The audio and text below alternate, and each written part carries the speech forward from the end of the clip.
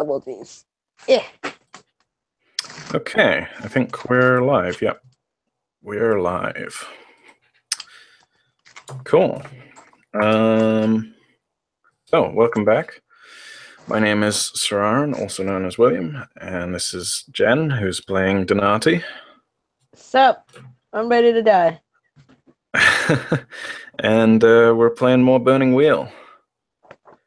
It's been a while. It feels like it's been months since we last played. I don't know what I'm doing anymore. It's only been like 14 days. Yep, it's only been a week longer than usual. Yeah. But I don't know. I feel so rusty. For everything.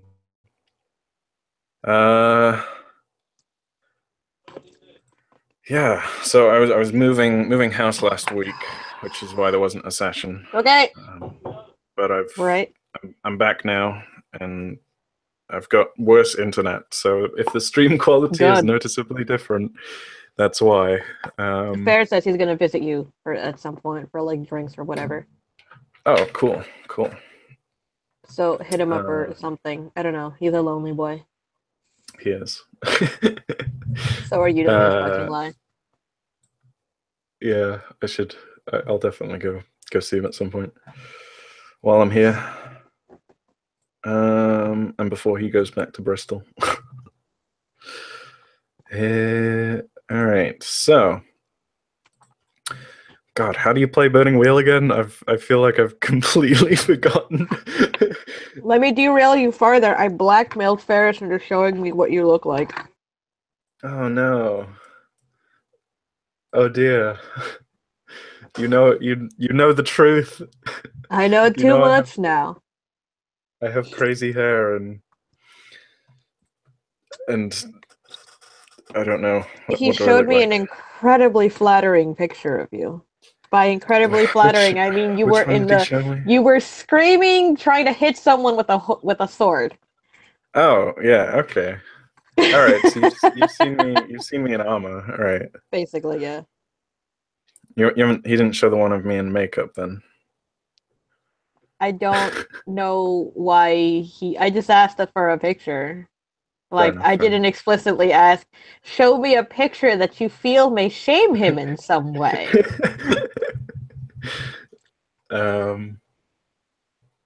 Yeah, Rob has like a bunch of different pictures of me that he just photoshops onto things sometimes. I don't know why. Did you ever think about the fact that Ferris is just really, really bored? Yeah, probably. So, Nellen's Denati, tell us what happened last session, if you can remember. I seduced a young man. I mean, I inspired him. Shit, what did I do?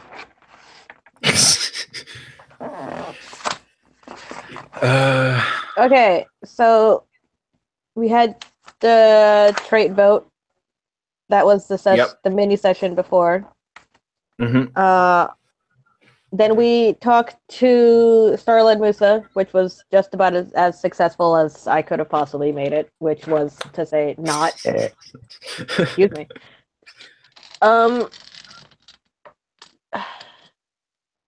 We went to go deliver a message to Rikista. I punched a police officer in the face. Mm-hmm. And lost the battle that ensued after that. Did not lose any of my shame, though, because I knew I was in the right.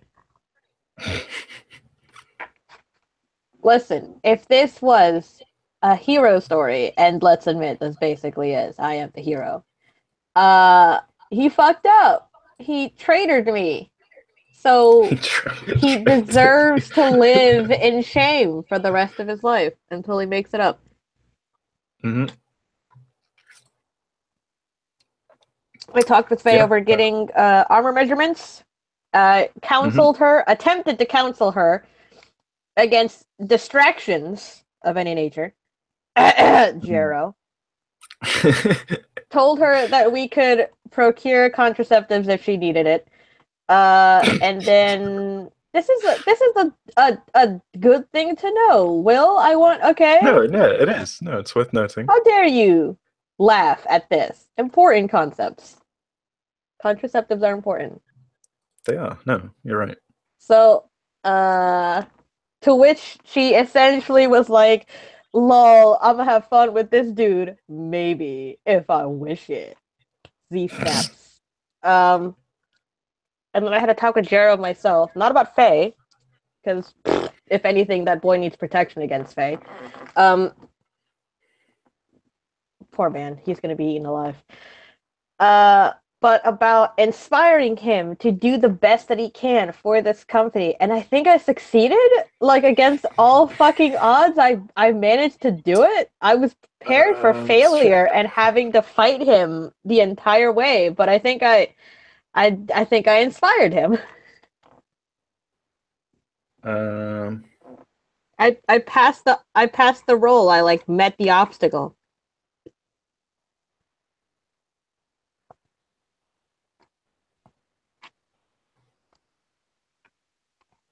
Wait, did you? I'm looking at this. It was 3, but I had a wound dice for a wound that had already healed, and then I think I rolled again and got a success. Like I got a 6 or something. Oh yeah, there was an ob penalty that shouldn't have been there, so it was ob 3, and I'm not seeing the extra roll. I got a 2. I got 2 successes, I think. But I had a wound dice or a negative modifier because of a wound that had already healed, and I never took it off. So then I think I rolled or something. Yeah, no, I think you definitely. I mean, this doesn't seem to be in chat, but I distinctly recall you passing that. Because I was like, okay, yeah, so he's going to work for you, but there might still be some other bad shit that happens further down the line. Right. Oh, that was the thing. Okay, you gave me a gray shaded dice for role playing super that was well. It. Yeah. And it was so I got the 2 6s. Yeah, and then the 3. And you asked me whether I wanted to re-roll the 6s, and I was like, no. Yeah. Now I remember. Okay, actually, that's a good point then. So I changed how stunts work just a little bit. Damn it, Will! I found out. No. So that result stands. Okay. But one thing that I find really hard to do is like grading stunts. Like, the difference between like a 1-point stunt and a 3-point stunt. I find it so hard as a GM to like make that call. Right. Right. And then I found out that kind of the same principle already exists as a house rule in Burning Wheel, and they're called Arthur dice. Oh. And they work in exactly the same way as Persona, but they don't mark towards an epiphany. And they're just handed out by the GM for good role playing and like, the sort of conditions that a stunt would be. So I'm just going to use that instead. So okay. So then I don't have to grade it and be like, oh, I think that was worth 1 die or 2 die or a black shade or a gray shade. It's the same as Persona.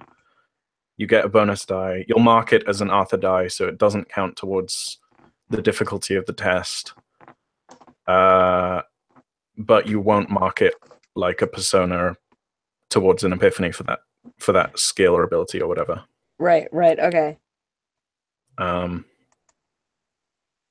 There's a couple other house rules that I added. I marked it on this.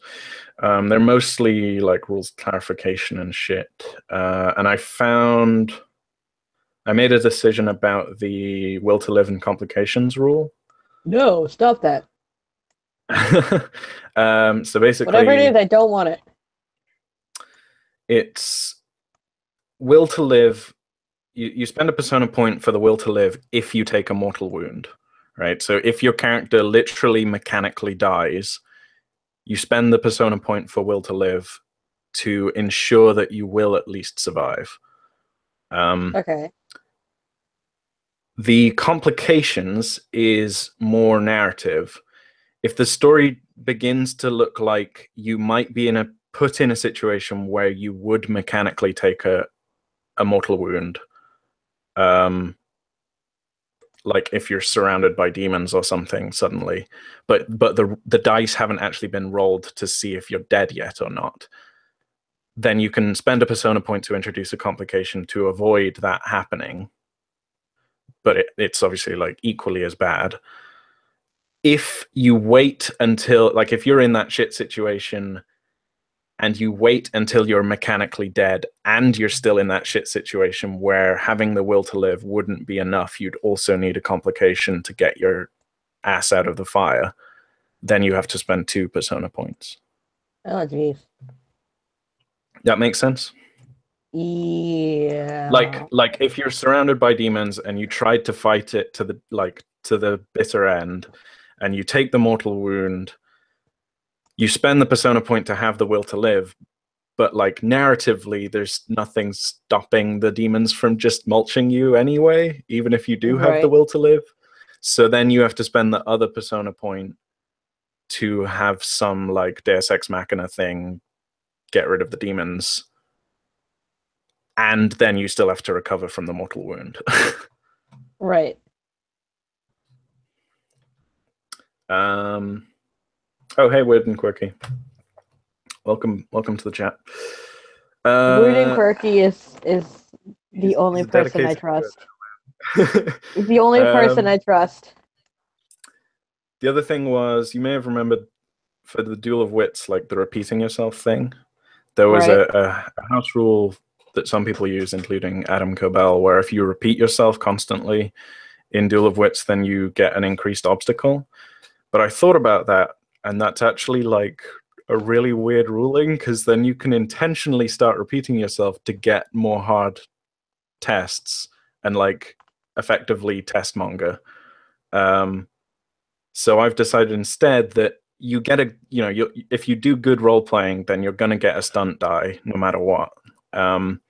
If you start repeating yourself, then that's no longer good role playing, so you stop getting the stunt die. Cool. And there's a few others, but they're mostly just rules clarification. Yeah, I heard you mention the test mongering thing in one of your extra videos that you host live. I don't know which one, but I've heard you mention it. It may have been the one from yesterday or Friday, whatever.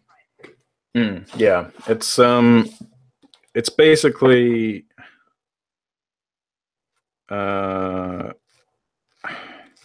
it's kind of a soft rule, I guess. It's basically let's see, what page is it on? It's on your mom pages. It's basically, because advancement is based so heavily on the difficulty of the test, that if your players, it's advice to the GM basically to say, if your players are like, hey, can I have a routine test? Or if they try and haggle for the difficulty of the obstacle. Yeah, it's page 44. Soliciting tests, aka test mongering. How dare they? Yeah, sometimes a player will wish to have his character roll dice for something at an inappropriate juncture in play. Test mongering also involves pestering the GM for a particular test. I need a routine. Can I make a routine test? Dude, it's a dragon. I don't think there's going to be any routine tests. The GM's job here is to flat out say no. Let the difficulty of the test arise organically. So if you can, if you have control of the ob of the test by continually repeating yourself in a duel of wits, then that's like not organic play, effectively. Right. Anyway, cool. All right, should we jump into play? I'm ready. Beliefs, instincts, and traits, of course. So some of these are. Oh, you have changed them. Cool. Oh shit! I no longer know where my call is on my phone. Where what is? My call on my phone. The Google Plus call. Yeah, I've lost it. Well, I can still hear you, so No, no, no. Yeah, I know that, but like, I've lost it. fair enough. um, so beliefs, instincts, Oh, traits. I found it. 3 seconds.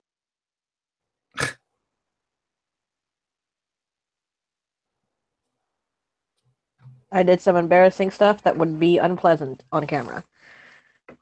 Fair Okay, enough. here we go, guys. Here we go. I'm ready. I'm not ready. I'm gonna die. Where am I at? Nope, I went to the wrong one.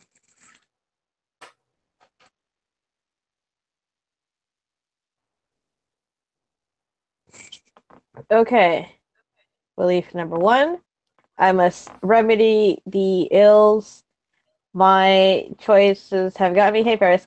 I will speak with Rikita over the possibility of hiring my men in the future. Belief number 2. My company can never fall so close to ruin again. I will help Jero on his first recruitment to expand our company. Belief number 3. I cannot bring shame upon me or my name. I must seek out appropriate clothing for my visit to Rokujai. Shopping! Hooray. Yeah, and then my instincts always act quickly. There can be no inaction. Always keep my eyes on elsewhere, and if there's downtime, practice with my man. Wood. So in regards to that third belief, I was because we talked about how practice time works last session, and I was Yeah. reading I think it's the codex that talks about these sorts of beliefs in regards to practice.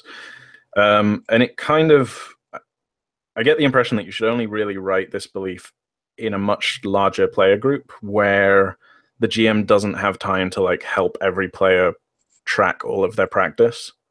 Right. And so this kind of belief is really there just to like keep everyone honest in terms of what they're practicing. Right.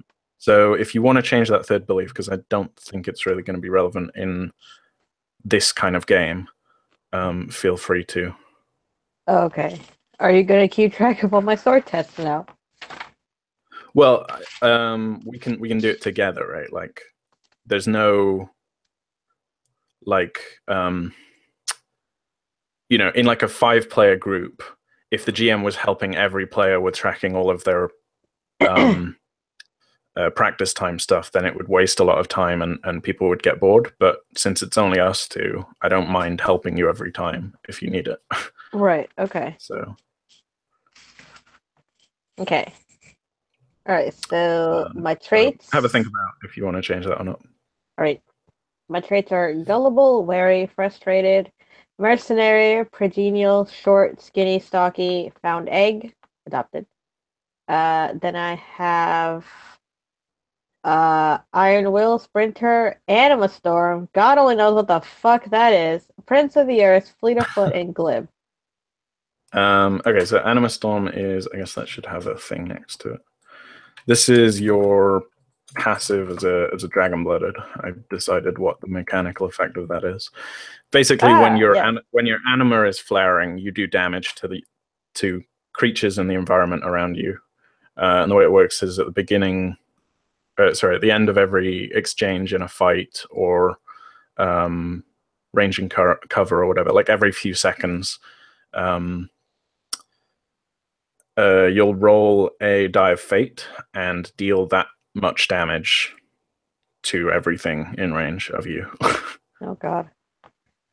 Okay. And so if you want to, you can actively suppress it, but it's an OB1 essence test every time. Cool. I feel like we've gone back to the What do early you mean? days when you had no when you were originally playing Exalted with us and you had no school or other responsibilities and you spent every single fucking day between sessions rewriting rules. Yeah, I should try and avoid that. I mean, so the anima flare, it's either on or off. There's no like gradient Right. to it. And yeah, we can keep it mostly mostly narrative. But I like the dragon blooded big thing, quote unquote, anima wise, is damaging the environment with their anima, and like, so to kind of like give them that properly, I wanted there to be something. Cool. Yeah. I mean, it'll probably not actually do it. Like if you were to ever fight another Exalt or something with it, you know, a 1 to 6 a black 1 to 6 wound for most Exalts is probably superficial or at most light. It'd either be bruising, superficial. No, it wouldn't. It's very unlikely to be a light wound. So it would either be bruising or superficial for most Exalts. Like a B6 for you is your first superficial, for example. So when fighting Exalts, it's probably not even worth rolling because it's not gonna do anything. But if you're surrounded by mortals, you could potentially injure them very quickly with your anima. Oh, that's so sad, though. Yep. So if you want to suppress it's more of like, yeah, it'll come up when you're surrounded by innocent people and you need to suppress the anima from killing them. Oh no. Or something like that. Yeah.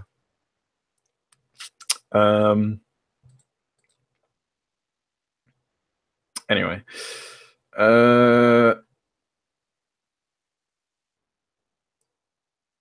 So yeah, cool. I don't think any of your beliefs currently qualify for Prince of the Earth.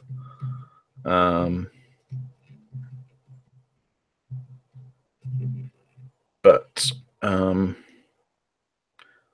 yeah, so I think today's session we should be able to get a lot done though, in preparation for Rokujai's event. So yeah, when we last left off, you'd just been given the letter from Rokujai about this event. And it is the, what is it? It's the 8th of Ascending Earth, and the party is on the 27th.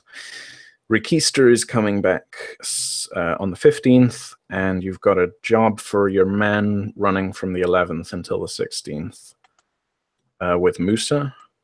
Yes. But you're free to do basically whatever you want in that time. Oh, geez. I didn't realize I had so much time to burn? Well, it can go into practice, or you can try and get a job and just get some extra resource dice and stuff so that you're not short of cash when you go to Yolinam.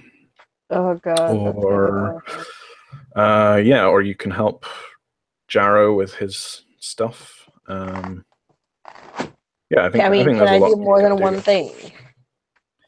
Yeah, I mean, you've basically got 3 weeks.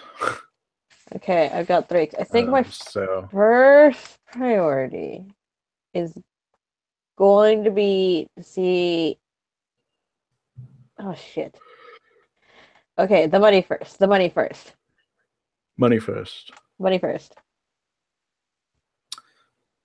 So if you just wait until the end of the job with Musa, you'll get paid and your resource dice will refresh.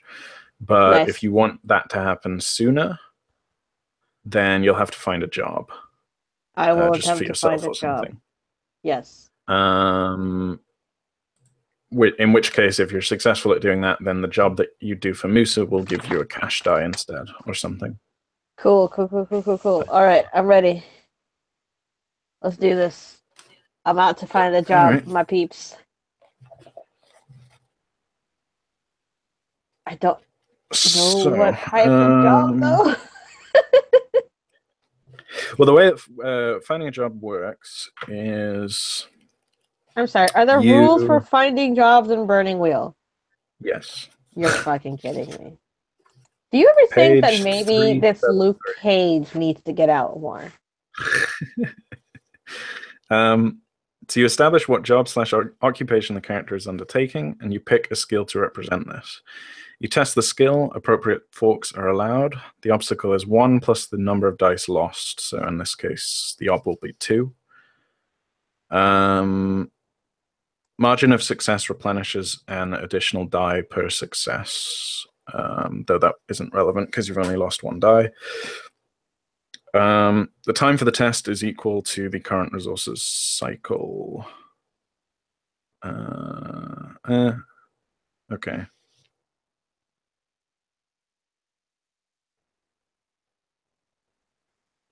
So,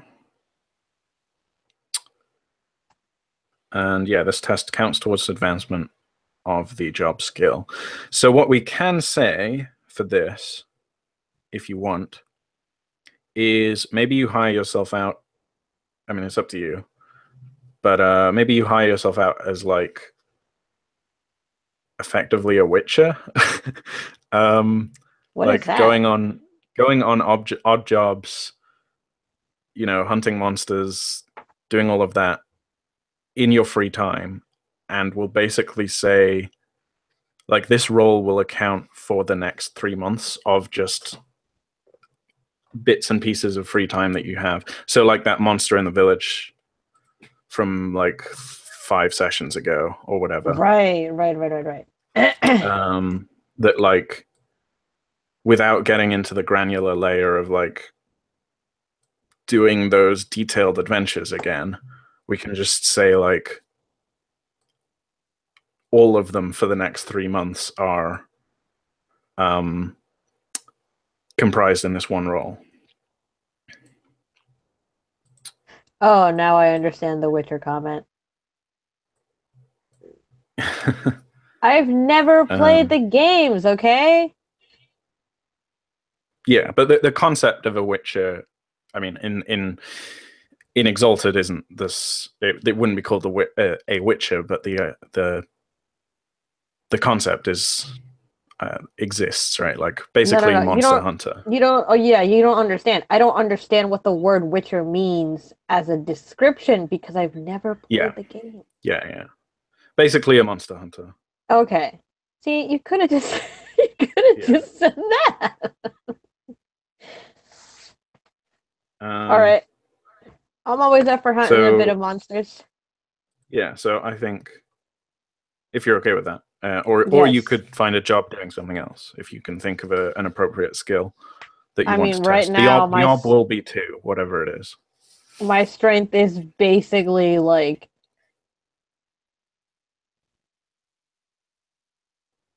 thanks, Ferris.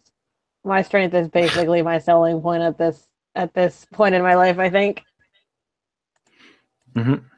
Okay, so sword.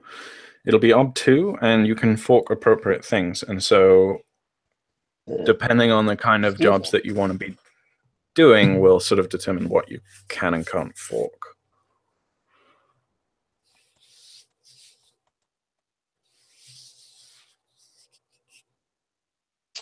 Can I fork in tracking? I may have to track certain monsters down. Yep, that sounds appropriate. Cool. God.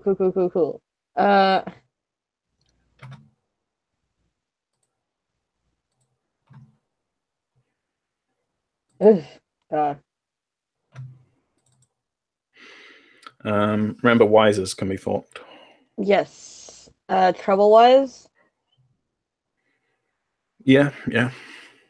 I'd say that the kind of monsters that you will be hunting are unlikely to be spirits. Okay, that's more like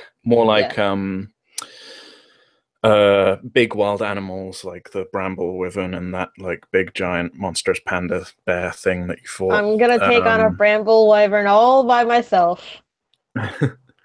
Yeah, so big gribbly terrestrial creatures that live on the Blessed Isle. Can I fork in throwing for my knives. townsfolk. Yeah. Cool.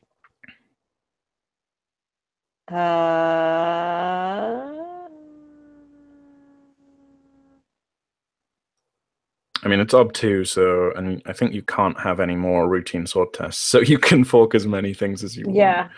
It won't affect the test.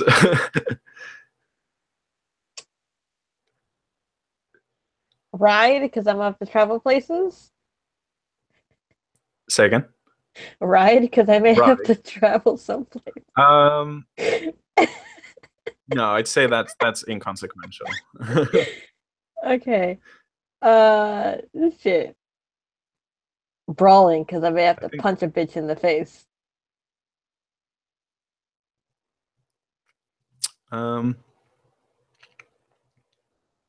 assume we'll flip Yeah, I the guess bramble wizard over if my you're shoulder. fighting dirty, when you're in these situations, brawling would Monsters mean have that no honor. I don't have any fucking care about what these things think of me. Fair enough. All right, here we go. I got 9 dice. Ob 2. I guess bonus successes. I'll say every 2 bonus successes, you'll get a cash die as well. Oh, jeez. Because this is representing 3 months of work. This is a good point. Like just doing odd jobs and shit. Okay. All right. Where am I at?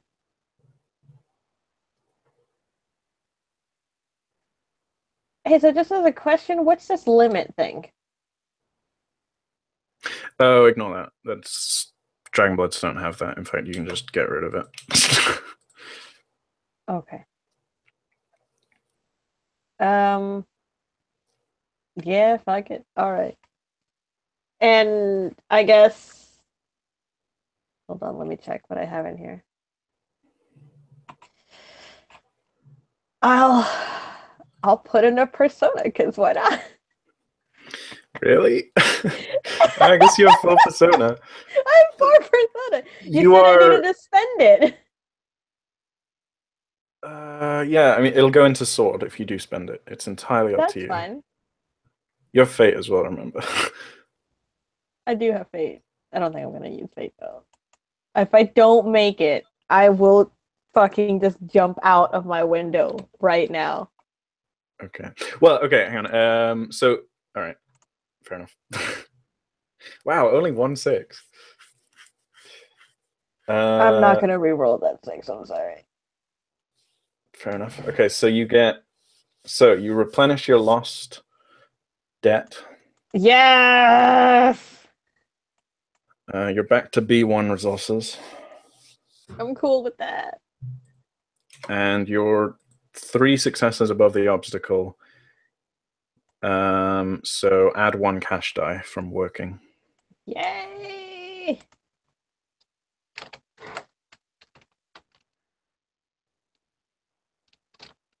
Oops.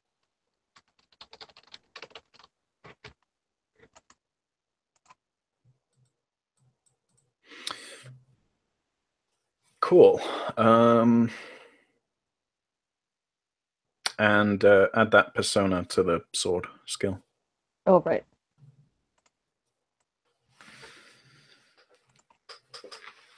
Cool. Yeah. So why don't you describe a couple of the sort of jobs that you go on over the next 3 months? Much like our first encounter with the first circle demon in Rokujai's House of Pleasure, there's a lot of backstabbing, there's a lot of corporate intrigue, and a lot of it may not involve putting things in people's basements where they tend to go down and possibly get eaten. Sometimes those people survive. Sometimes they need someone to go and clear out their basements. I am that person. On this episode of Exalted Dirty Jobs, I, Nellen's Divine,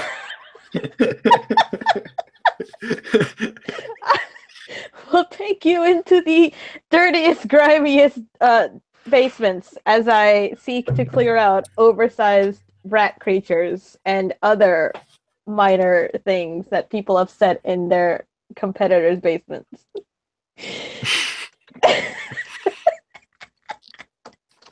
Cool. Oh my god. That's me. There's a picture of like um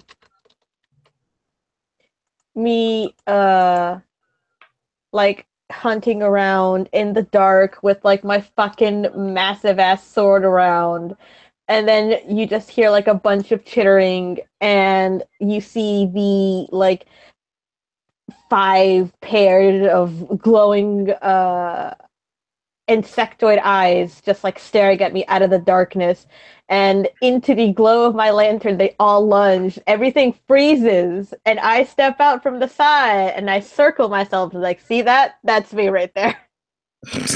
How did I get into this position, you may ask? Cool. So, I'm like pest control. yeah, exterminator. But someone's gotta do it.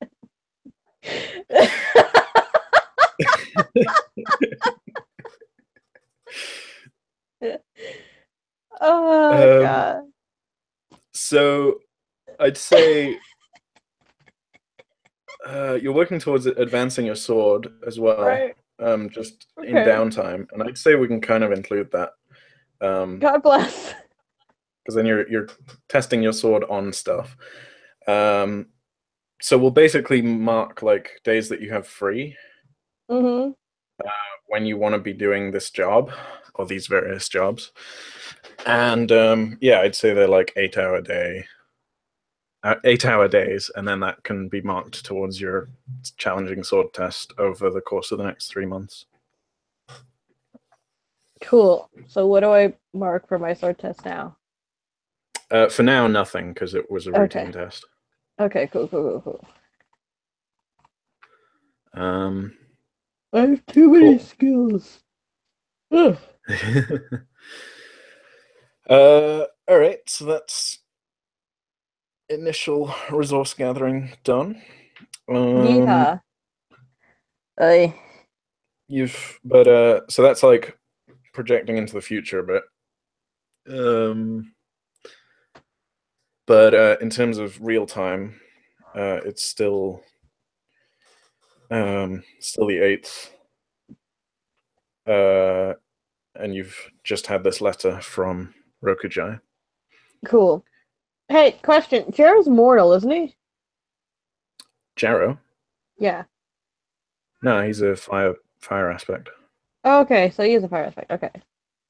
Remember, the whole reason you hired him is because you wanted more Dragon Bloods. Yes, this is true.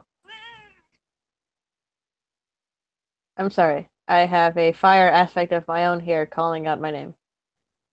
Meow.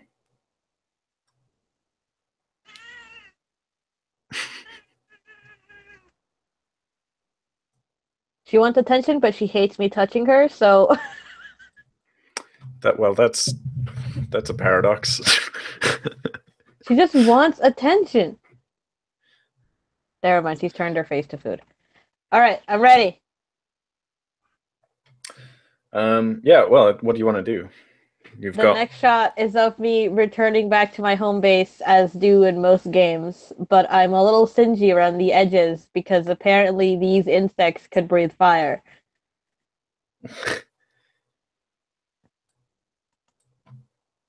They're fertilizing the soil now. Alright, I so don't know what you're referring to. I come home from a long day of working as an exterminator. Right, okay. So this is after getting the letter and shit. Yes, this is after getting the letter, and Yeah. I've got a couple days to burn. Uh, so I found a job, and now I'm returning home, a little stingy. Fair All enough. right, so Rikith is not going to be back until the whatever, and I said that I wasn't 50. going to be free until the 17th. Yeah, although you So technically are. It's just your men that are going away on that red bar. Yes, but I wanted that time to like do things. Yeah, yeah. So it's not the 17th yet, but it could be if I fucking skip time. But I Yep. think at this point, I think I will help out Jero. Because Jero needs All to right. get his ass on the move. So maybe the next day, maybe on the Yes. 9th. Oops. Oh, look at this baby toesies. Rude.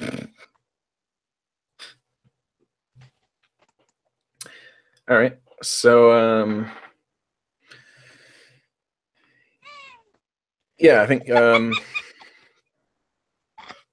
this whole time, or over the course of this month, Right. Faye is working on your armor, and Nice. she's also going to be working on some like new spearheads and little bits of gear for the men and such. But Awesome. your armor is taking priority at the moment. So I So I'll roll won't again die for so often. Faye. Um, yeah, so I'll roll again for Faye with the armor at the end of the month or towards the end of the month. And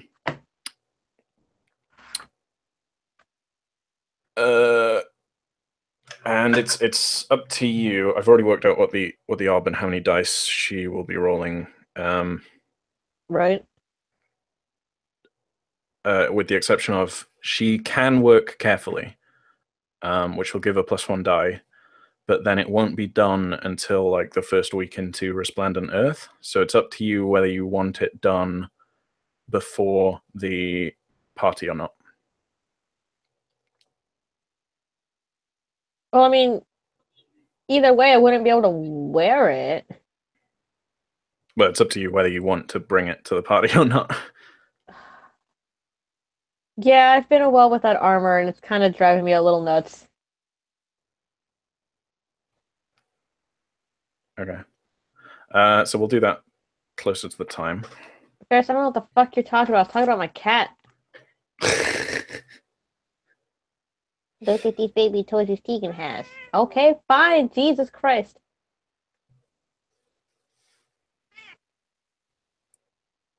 She lunged for me. I can lunge for you too, motherfucker. And she's gone. She ran away.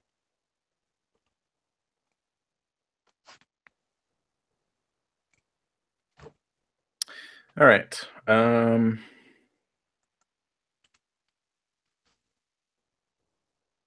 Yeah. So you want a scene with Jaro? Yes. Cool. Cool. Do you want to set the scene? Like, is there a specific way you want to do this, or? So here's my question. So Faye's been working diligently, and I appreciate that so much because she's a good egg. She's a good person. The fuck has Jared been doing while I've been out here getting my ass toasted by fire-breathing insects? So you spoke to him on the 7th. Right. So yesterday, when you went off to do your first bit of monster hunting or whatever, I think he was doing some like prep stuff, like on the 8th, Okay. but he didn't actually like go out and attempt to recruit anyone yet. Cool. All right. So, all right. Bright and early in the morning. Let's go. If he All hasn't right. gotten up yet, I'm gonna go in, bust down his door, and be like, "Let's get up, rise and shine, baby bird. It's time to eat those worms." All right. um.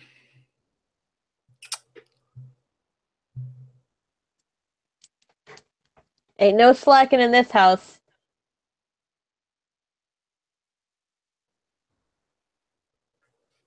Cool. Yeah. Okay. So I think the sort of scene opens with like we're like in Jarrow's room, and he's like sleeping. The birds Um, are chirping. You can and just it's see the like sun dawn is rise out like the just window. beginning to crack. Yeah. And Uh, it's just you hear the gentle bird song, and in the distance, and then suddenly the silence is broken by BAM! um,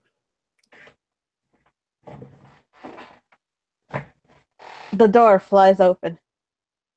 yeah, Birds right I outside think the he window scatter. yeah, and he like starts out of bed, and he's just like, yeah, what's happening? And he like looks at you through like Rise and shine, sleepy baby eyes. bird. It's time to get cracking. Up and at 'em. Let's go. On your feet. Cracking I've what? brought I've brought breakfast with me. I have like a tray in my hands.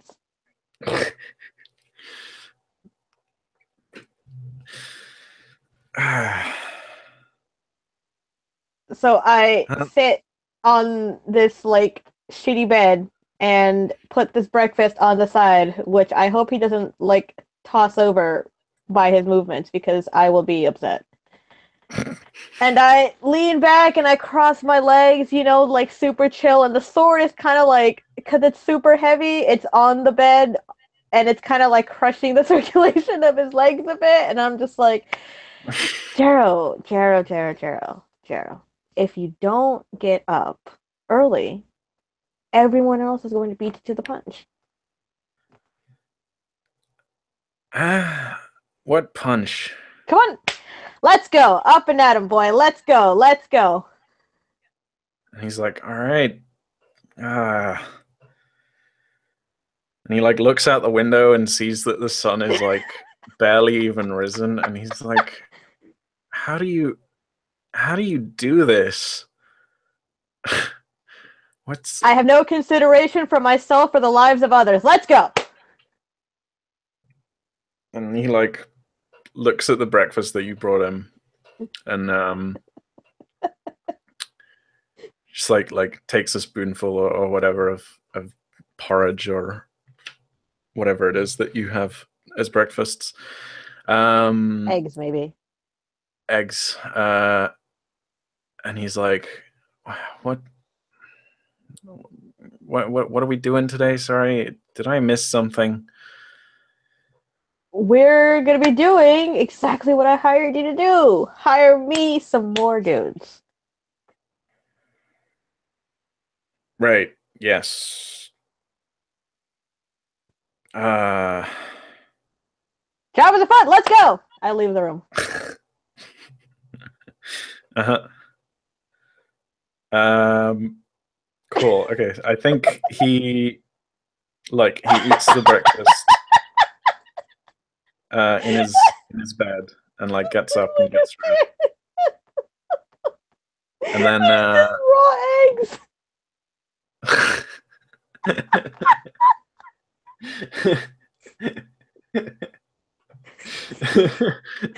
They're not raw eggs. Okay, they've been cooked.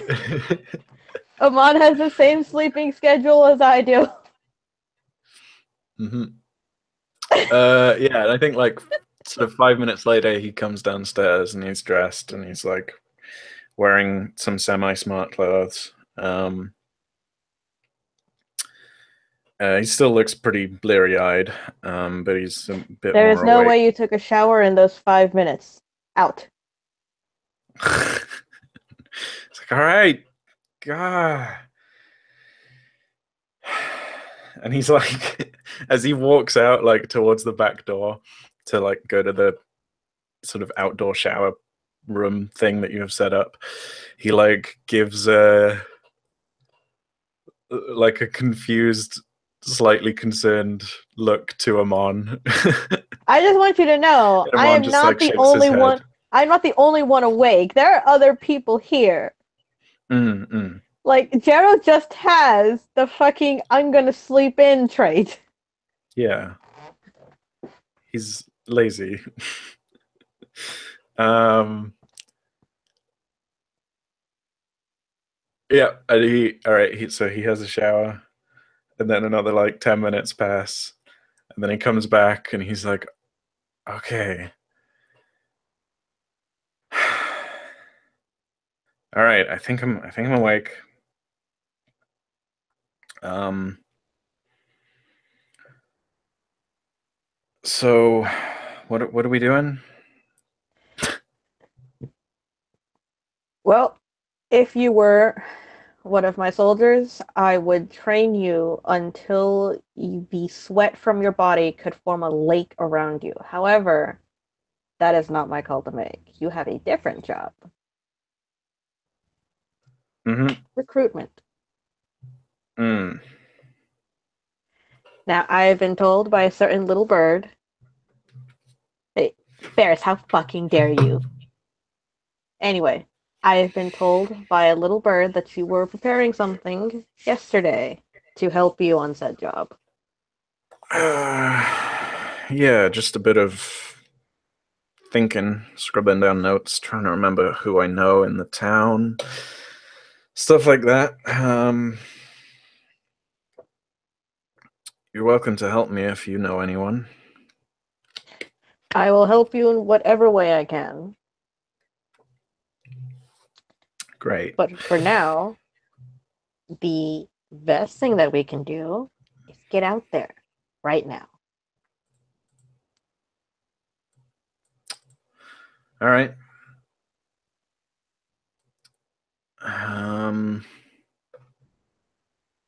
And he like looks around the room, like gazes for a moment at like two of your men who are like practicing their strokes or something in the little fighting rink thing, and looks back at you, looks at the door, and like straightens up a bit, and he's like, "Okay, time to do some work," and like starts walking forwards. Awesome. I'm gonna follow this dude.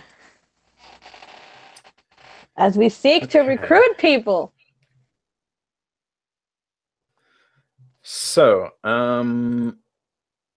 I want you to know that the way that I framed this conversation is me saying that like, hey, if you were one of my dudes, I would train you until your bones cracked and like the sweat was pouring off of your body. But he's gonna be out in the hot sun all day, so I mean like I'm not entirely sure that wouldn't be okay. um, actually, I think it's raining today. Like a sort of Ah. lightish drizzle. It's like overcast and it's just like drizzling. Okay, cool. Um, uh, and yeah, he steps outside and like breathes in the slightly pungent air of the The slums. misty air. It's that humid um, that human rain scent. mm, uh, yeah, what's it called? Petrichor. Smell of rain after a long period of sun. I think I named Uh, my pet that in Mabinogi. uh, and yeah, he like breathes it in, looks left, looks right, and says, "Yeah, I was thinking we might be able to find some people down near the harbor." Good idea. Plenty of people coming from the sea looking for work. Let's start there then. I don't know how savory they're gonna be,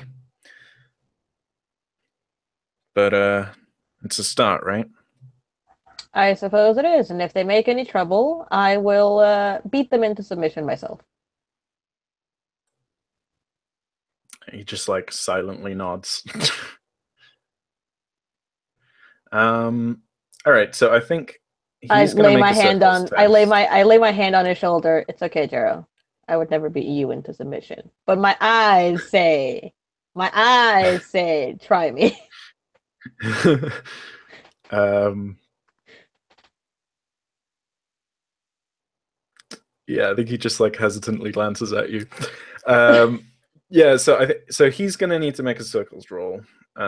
I will And you help him can in whatever way I can because I've been down to the harbor looking for jobs. Now I'm asking the opposite. Who's looking Yeah, for so I trouble? think you can either just straight up help with your circle skill, Mm-hmm. or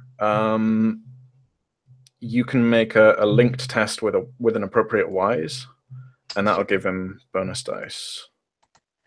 Oh dear. Um,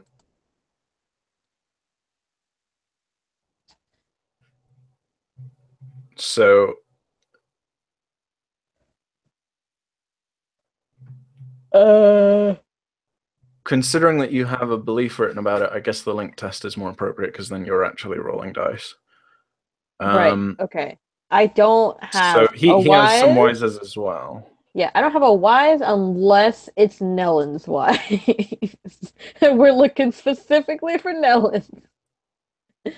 Um, I guess or Trouble Wise, trouble maybe. wise, Trouble if Wise, you yeah. don't mind. Of course, if you use trouble wise, then you're probably guaranteed to get some unsavory sorts. Yeah, so that might not be the best. um, But if I do Godwise, maybe you'll get lucky. um, that would dramatically increase the obstacle. Yes, but it would be baller if it worked.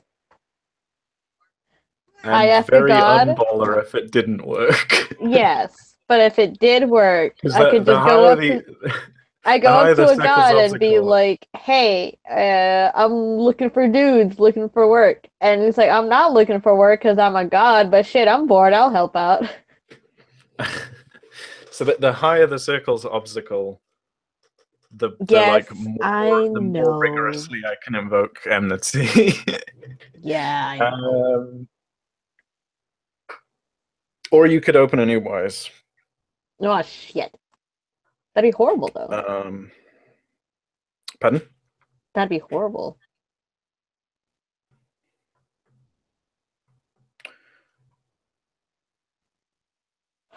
I'm not even entirely sure. Huh. What wise can I open? Alternatively, alternatively, he could make the wises linked test, and then you test circles. I'm pretty sure he probably has a higher circles than I do.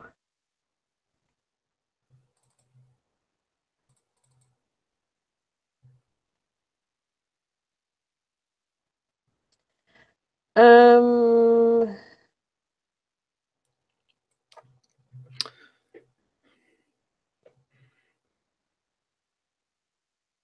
let's see.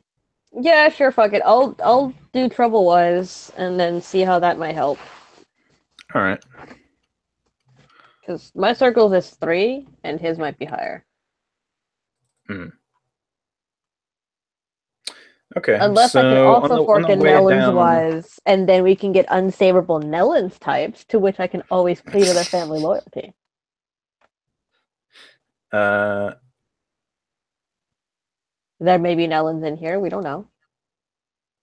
I'd say that would increase the obstacle. Though. Well, the ob that I'm thinking of at the moment for circling up some like 10 or 15 dudes from the harbor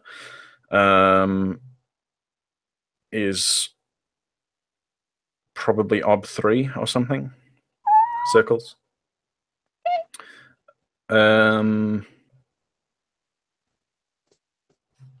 So yeah, okay, so you're going to make a wises test. So on the way down, you and Jero are like talking, and Right.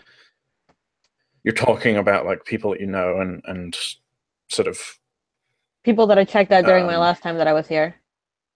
yeah, and so he'll help by contributing with his knowledge from one of his wises or something, and then you'll make a roll, and if you exceed the obstacle, then you'll get then he'll get a bonus dice to his circles test. Okay, what happens if we just meet the obstacle? If you meet the obstacle, then he doesn't get anything, and if you fail, then you're or if you don't meet the obstacle, then you I think it's basically that you don't have any useful information. Looking at the Burning Wheel Procedures Guide for help.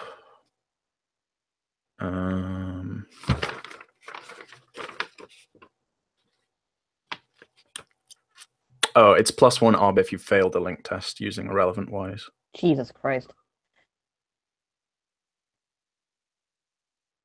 Can I fork stuff into this link test? Yes, absolutely. So you're testing troubles wise. He'll help with something depending on how the conversation depending on what flavor you want to bring to the conversation. And you can fork other things that are appropriate. Can I fork in my brand spanking new persuasion?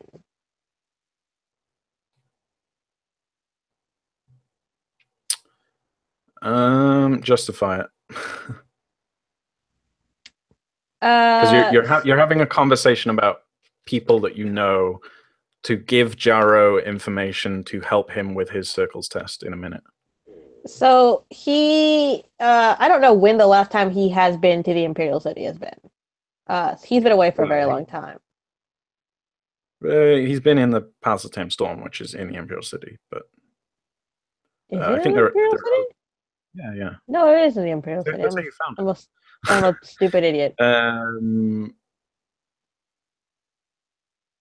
Yeah, he knows the Imperial City fairly well. Never mind. If anything, he would use persuasion on me to persuade me that my ideas are stupid. All right.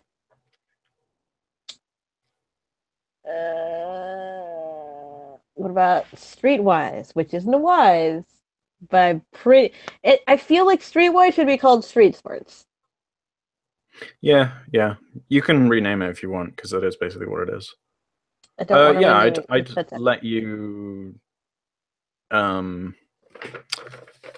I'd let you fork that, because that's like knowing the streets. It's like knowing your mom. Why do you always say that? I don't know. I picked that ever since when I started working in the office. It's like a bunch of like 30-year-old women who go on Facebook a lot. And literally their favorite retort to anything is your mom. And I just picked it up, and every single time I say it, I feel my tongue wither in my mouth. I can't use observation because apparently that's not how it works. No, observation is for picking out details in a scene. I could pick out details in a scene that could contribute to this conversation.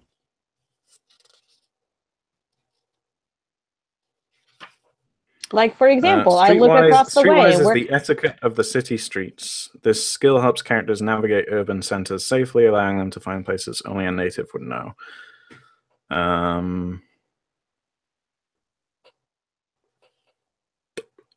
Yeah, considering that you're testing trouble-wise and you're like trying to find specific kinds of people, I would let you fork streetwise. Cool. I mean, I could absolutely make a case for observation.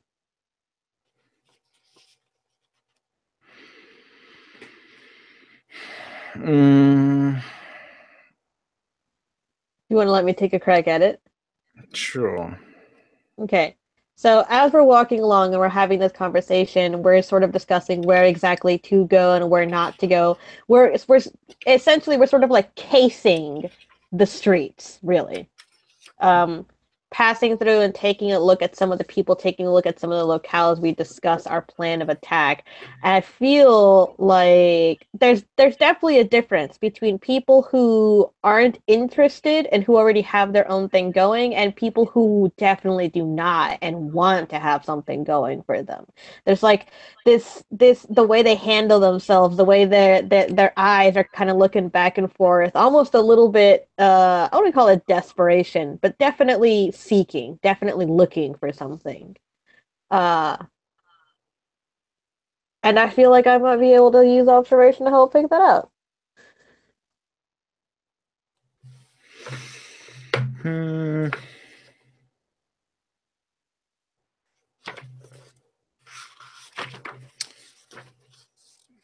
To a certain degree, that's more just basic perception. I don't think I can. You can't Fork focus it. stat. Observation is a skill used to spot the hidden. So unless you're, I spot the hidden ninjas on the roof.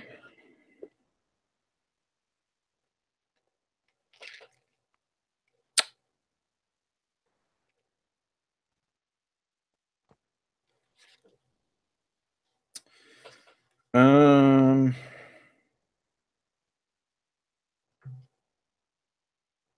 I also feel like that, like everything you've just described, is also kind of encapsulated in Streetwise. Ah, shit. All right, fine. Okay, Sorry. and he said he was helping, right, Jero? Yeah, so I think he'll help with.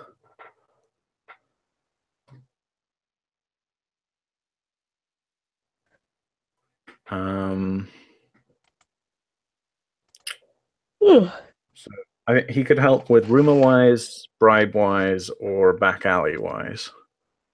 What the fuck? I feel like we don't even have to worry about unsavory characters. We've already got one right here. Rumor-wise, then. Yeah. Okay. So I think maybe his suggestion to go down to the docks is him helping with rumor-wise. Like he's heard there was recently. Yeah, he's heard that there was recently some trouble. One of the ship captains couldn't some pay him mercenaries. the. Yeah, maybe there's some mercenaries come down from the Kantoshi prefecture or something. They've arrived here, and there was yeah, like the ship captain hadn't paid them enough, and now they're rowdy or something, and they're just hanging around on the harbor. Cool. Loitering and such. So yeah, he'll help with rumor-wise.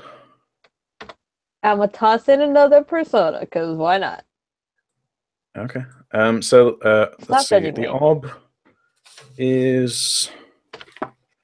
How do wides work again?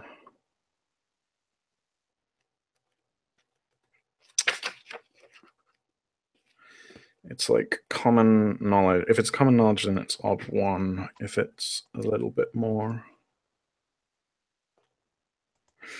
An interesting fact is ob 2, details is ob 3, uncommon knowledge is ob 4. And then it gets more and more obscure from there. So I'd say what are you testing with again? Trouble-wise. Trouble-wise? Yeah, let's just call this ob 1. Like, I'd say it's pretty common knowledge that there's trouble down in the harbor. And then my successes help him, right? Yeah. If you get successes above the obstacle, they'll give bonus dice to him. Yeah, the obstacle's 1. Nice. So he gets 2 bonus dice. Oh my god, look at that. 2 6s, 3 1s, and a 5. Wow. 1 6 1 6 1 5. You could use a fate and give him even more bonus dice if you wanted. I'll fucking do it. Why not? Let me dump that into trouble-wise, because that's definitely what I need. More trouble. All right, so mark that routine trouble-wise test and add the persona and the fate to it. Okay, cool. And I will roll 2 6s. Right? Like, I only have to spend 1 fate to roll all the 6s, right? Yeah. It opens and it open ends the skill temporarily, and then if it's already open ended, you spend a fate to. Damn, unfortunate. If it's already open ended, you add a fate to re-roll a single traitor. Cool. All right. Well, there you go. 3 successes. Sorry, Jero. 3 successes. All right. Yeah. So you get down to the harbor, and Jero starts looking for these folks. So yeah, he's gonna roll circles. And that gave him 2 dice, right? Give him 2 dice. Please, Jero, for the love of Christ.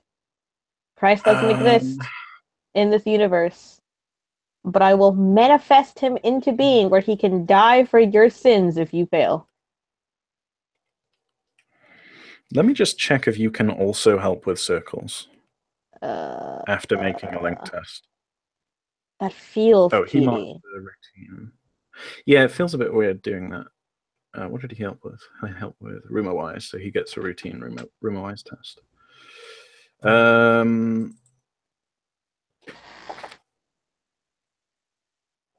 Yeah, I just want to double check that you can or can't do that. Help. Conditions for help.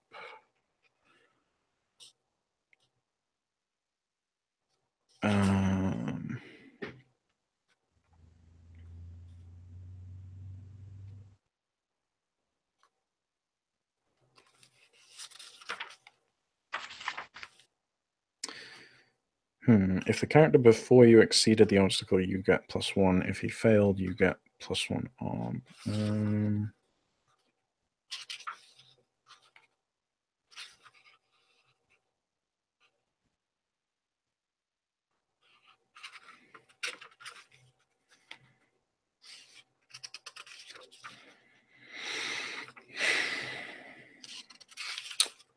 I don't think there's actually anything stopping you from doing that. But you're tied to the result of the failure if it is, well, yeah, you're tied to the success or failure if you do help. Whereas, so if you don't help and he fails, then it's his fault. If you do help and he fails, then it's both of your fault. I'll help him. This is my company. I have stakes invested in it. And it's OB3 to look for some dudes. Oh my god. Wow. Whoa! Holy shit. That's all successes. Can you re-roll those 6s too? Does getting bonus successes help on the on circles? Let me check. Oh my god, I might as well have tried for a god. Fuck me! I could have gotten a god!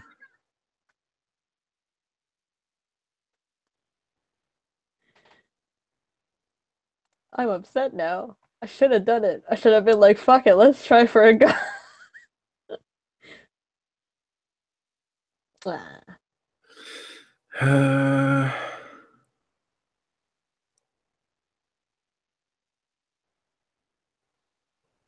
If you pass, you find the NPC and they're favorably disposed towards you. If you exceed the orb, you get to name the character. Oh, Jero can name someone. That's going to be fun.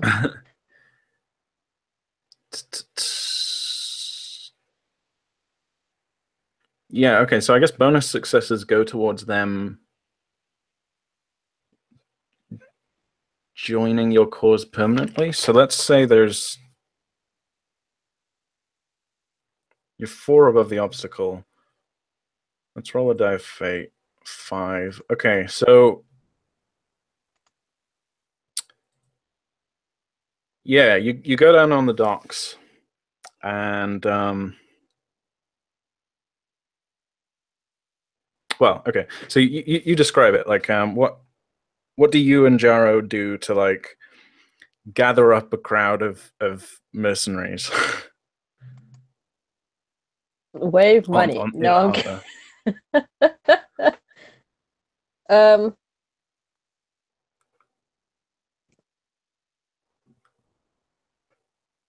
I suppose, if anything, the first thing that's going to get people to look at us is just literally our appearance. The dog is it's not very...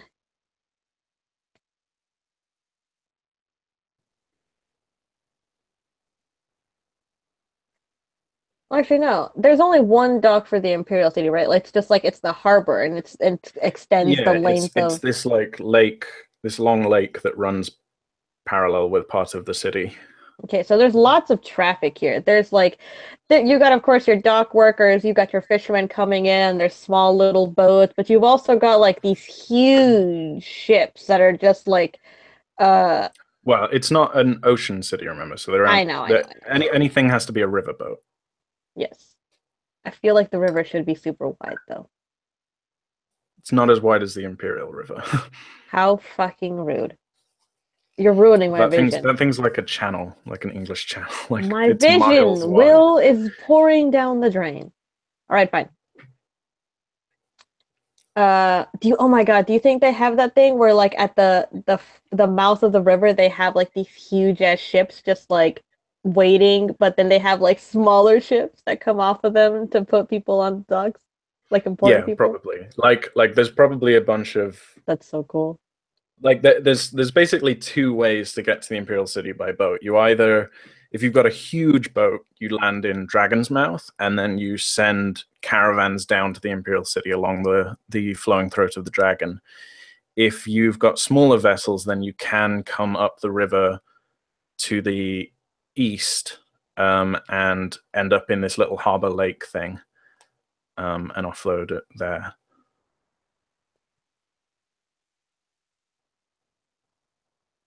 Okay.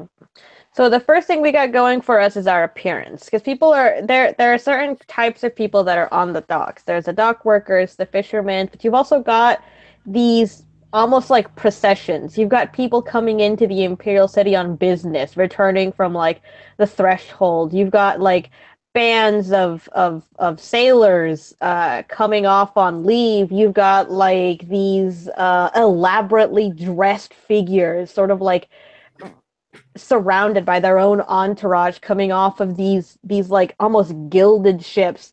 Um, and normally, if, for example, it was just the harbor workers and the small fishermen, then me and Jara would stand out like a sore thumb, and not necessarily in our favor. But here, we can we can blend, and we look fairly important. At least I do, with my huge ass weapon on my back that I'm totally not bragging about ever. I think he's wearing like He's wearing his not fanciest clothes. not exactly the same thing that he's wearing in that full picture that I showed you. Something But similar. like something similar, like a red, smart, like Asian style suit. Um, yeah, probably his Sunday best, effect, like for lack of a better word. All right, so our first course of business is to find these mercenaries, right?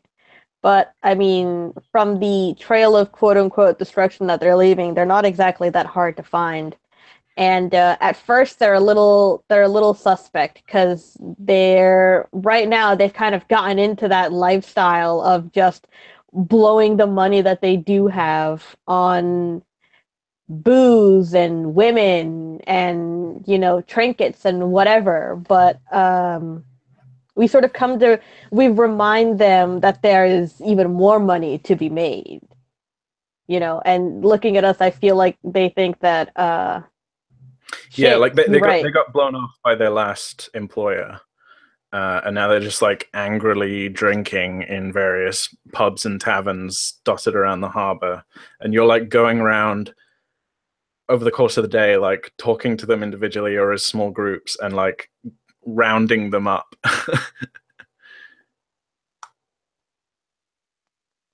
Yeah. I um, leave I leave me to show like Jara's doing all the like sweet talking, and I'm there as basically like the show of force, not to intimidate them, but rather to be like, your man could smell like me if he used Old Spice. yeah, you're there to you're the poster girl. Basically. And also I should be there because I am like one of the Yeah, co-owners of the company. yeah. It's like I'm here to shake hands. Like, hi, I'll be your boss. Yep. But I'm super cute, so it's okay.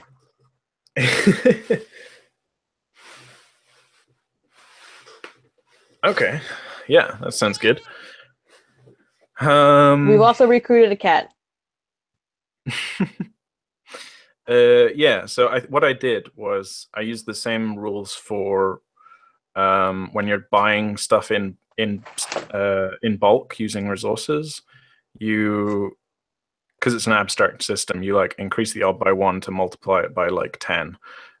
So, and then because you got so many bonus successes, I'd say like over the course of the day, you manage to round up 19 people who are all like positively disposed towards your cause. Oh my god. Yeah. Budgies. Do we have room for all these people? Just about. If I recall, your tavern has room for about 20 or 30 people in total. Okay. So, Can we and move? you had like 20 people at one point, but most of them left because you weren't around. Right. But now you're back up to similar numbers that you had before.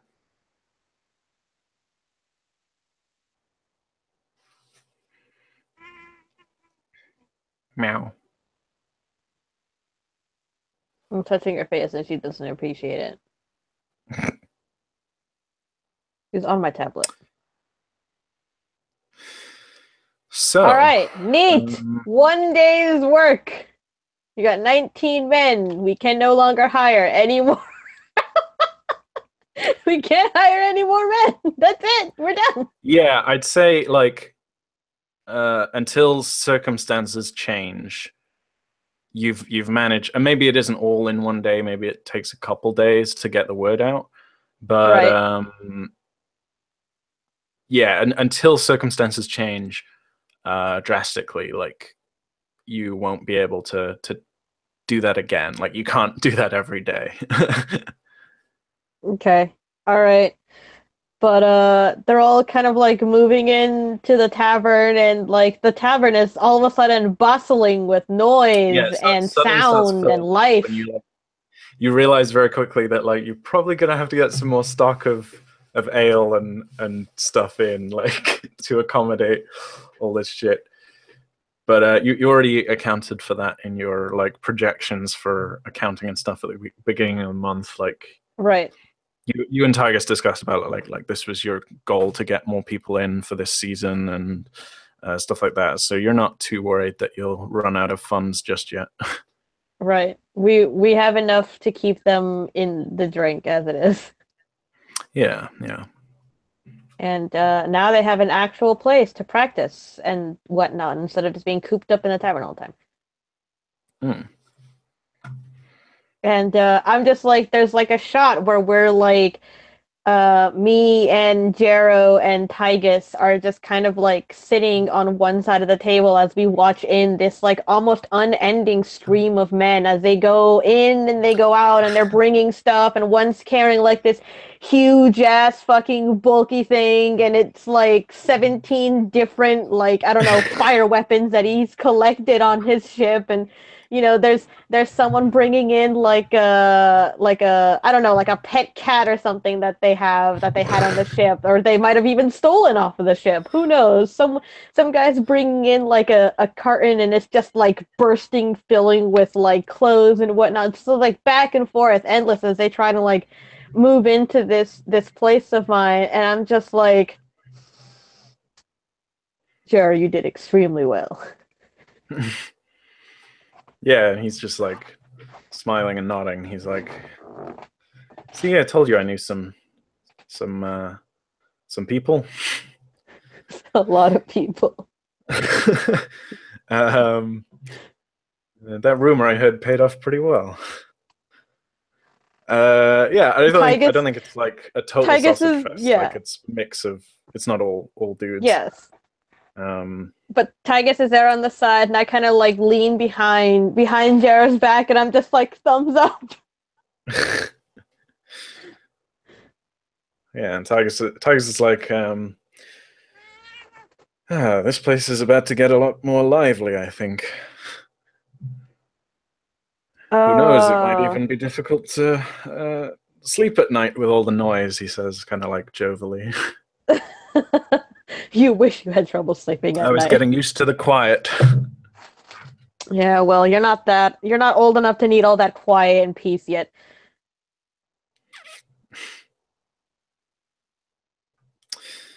You still got a few more party years left in you.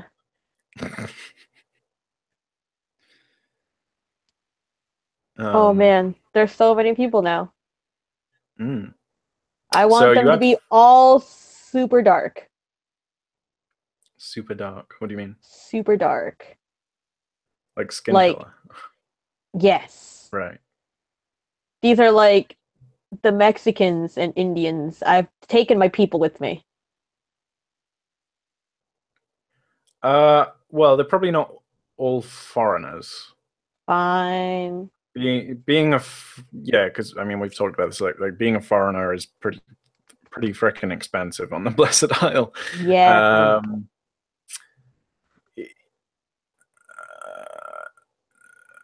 What did I say? They were from Kantoshi, right? So that's north of Pangu. So heck. Yeah, I mean, and they're sailors and mercenaries and types, so they're probably like brazen and bronzed, but not necessarily southern. Oh, great! I just hired a bunch of Italians. Yeah.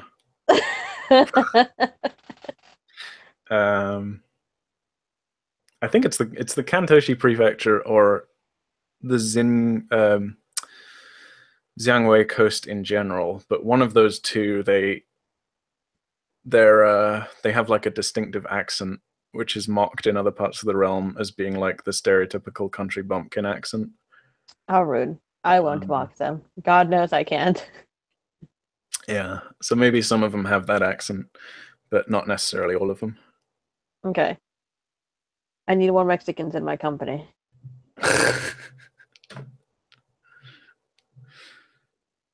I actually know nothing about the Greeks, Ferris, which is why I said Italians. Because I know less than nothing about anything Greek. About the people, the nothing. Nothing. You know what I know about Greek culture? Mythology. That's it. That's it. Well, and they're Blessed Isle natives, so in terms of like the climate and shit, it's like Greek or Italian, but in terms of like physical appearance, it's probably closer to Vietnamese or something. That's a good point. Yeah. Bring me Mexicans. Denati will no longer be alone. You'll have to go back to Antang.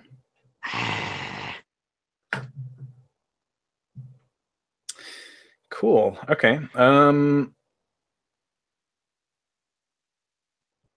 god, I have so many people now. Yeah, I mean, actually, let's do a quick head count. So 19 plus. You already had 5 men, right? Yes. Right? Plus you, plus Tigus, plus Jarrow, plus Faye, plus Amon. Or was Amon included in the 5? I think Amon was included in the 5 because we had the 2 swordsmen, an archer, and like a. I think it was 3 swordsmen and an archer. Okay, right. And then Amon, and then Amon, and yeah, okay. So I have 28 people, including yourself. Okay, 29 if you include Jyoti. Right.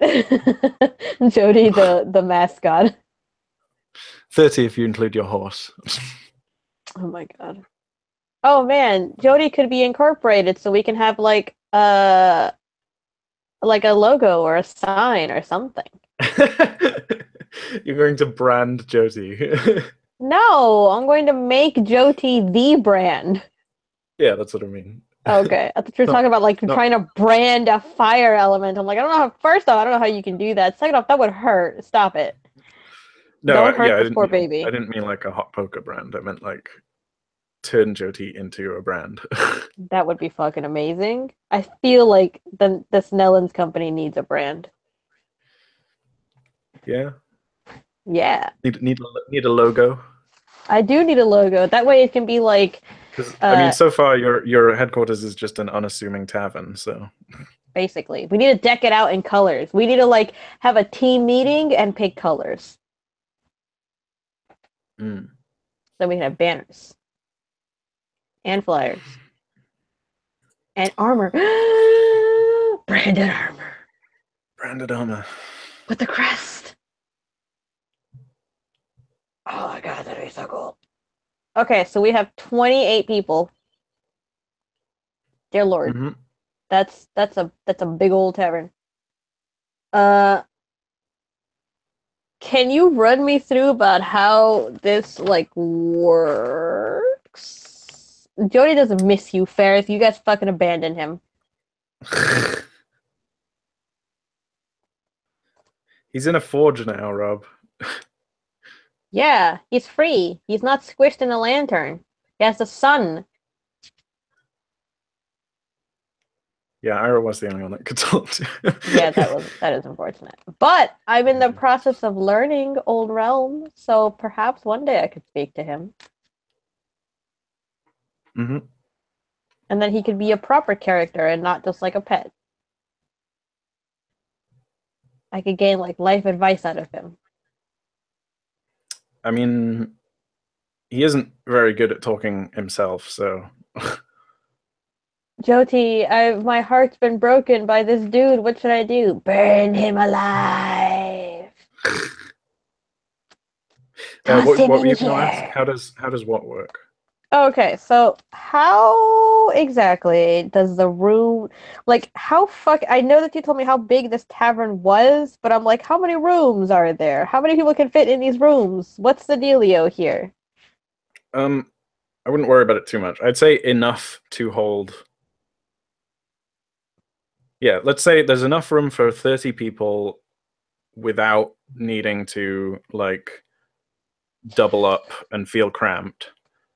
Right. But if you wanted to, you could probably hit the sort of 40 people range if you were But it'd be willing to cramped. like cramp it up. Yeah. Does this tavern have 2 floors? Up to you. I really don't mind. I mean, if it's 30 people, I feel like it should be 3 floors. Yeah, or it could have a larger footprint. Yeah. And does it also have a basement for wine? A very small one, not like a full floor basement. Okay, cool. That's where we're gonna have like food storage and shit. That's fine. Yeah, and there's like, I imagine it as like there's the kitchen is still intact. The like one of the like part of the old bar is still intact. The other part is now like a reception desk, and then there's another back room that's like a study slash accounting room that Tiger spends most of his time in.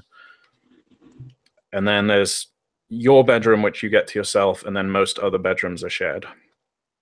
Cool. And then there's the main tavern floor, which is sort of half of a mess hall and half of a training room. Right. Neat. Well, That's I how I mean, imagine it, at least. But it's your right. tavern, so. I do also want to point out to Ferris that, of course, Jody isn't going to miss you because you can't even fucking spell his name right.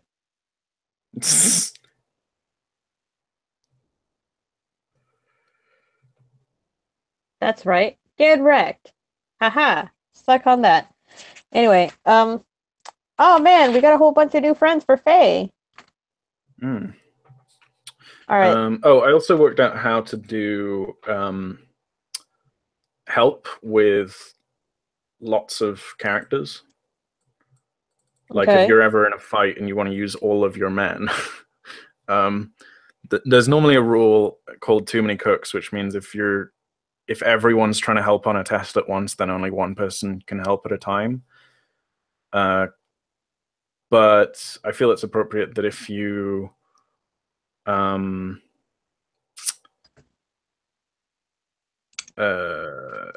if you have help in powers of 5, then they'll add dice. So like one person helping you will give you 1 die, 5 people helping will give you 2 dice, 25 people will give you 3 dice, 125 will give you 4, and so on. Dear Lord. I did not change how it was spelled at least twice. That's bullshit. I have chose one spelling, and that was it. And I know I only chose one spelling because it's based on an actual name. And then that aligns with how unit sizes work in the Imperial Legions as well. Because 25, okay. What is it? 5. One in a unit, 5 in a fang. 25 in a scale, 125 in a talon. A lot of peeps. Oh my god, I can't believe it. We got dudes. We've got a scale of men, yeah. Oh my god, we've got dudes! You're now technically a scale lord. Oh my god, that's the best thing I've ever heard in my life.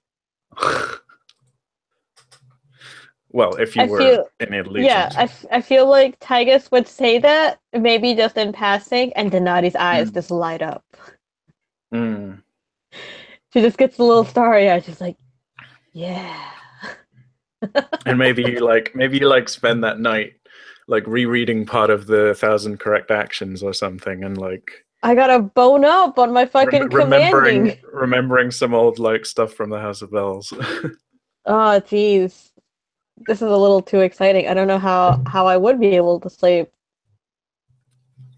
Oh my god. And it's only the 11th, I think, right?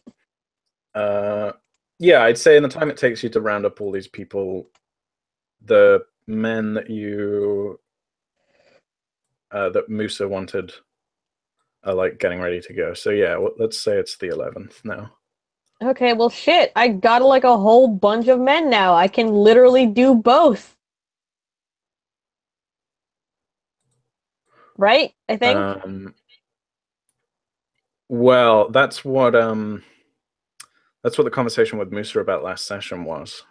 Right. Right. It was Musa has access to all of your able-bodied men whenever he wants for the next 3 months. And what Tygus was trying to do was to say like all currently available men, but like excluding this idea of getting more men, and then you can like split your division up or whatever. Like that's the loophole that he was looking for. Oh, I see. Yeah, that entire conversation was a little confusing to me. I'm not gonna lie. Yeah, I think I handled it kind of poorly, but it's hard to. I don't want NPCs doing too much of the work because then you're not playing the game. Right. So yeah, I wasn't sure how to do that properly, to be honest. All right, so I cannot do both. Unless I want to cheat him, and then that would probably end up badly. Yeah, I mean, you still don't know when it is that Rikista wants your men. This is a good point. And yeah, but like what Musa wants is to be able to call on your men if and when he needs them for the next 3 months. Okay, when the fuck is he gonna use 28 men? Yeah, exactly. So technically it's like 25. What's more likely is Rikista will want a whole bunch of men, and like Rikista's jobs will put a whole bunch of men out of commission for months at a time because Scion's a long ass way away. So that's probably the bit you have to worry about, but you don't know what Rikista's timescale is yet. Right. All right, well, it's gonna be another couple of days till uh to like talk to Rikista. I mean, we can skip ahead if you want and just mark some practice time down.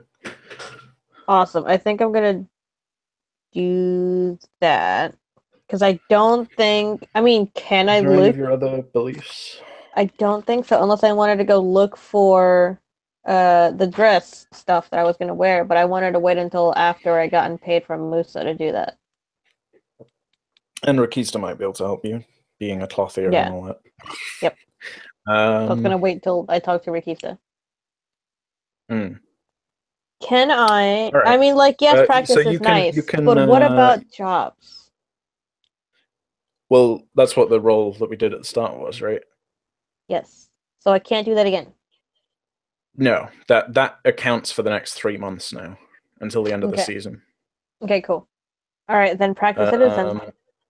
So there's one other thing you can do, which is you can mark the persona on your second belief, Oh shit. and then like you don't gain the persona yet. You won't gain it till the end of the session, but you can mark that you're owed persona, and then you can fill in a second belief now.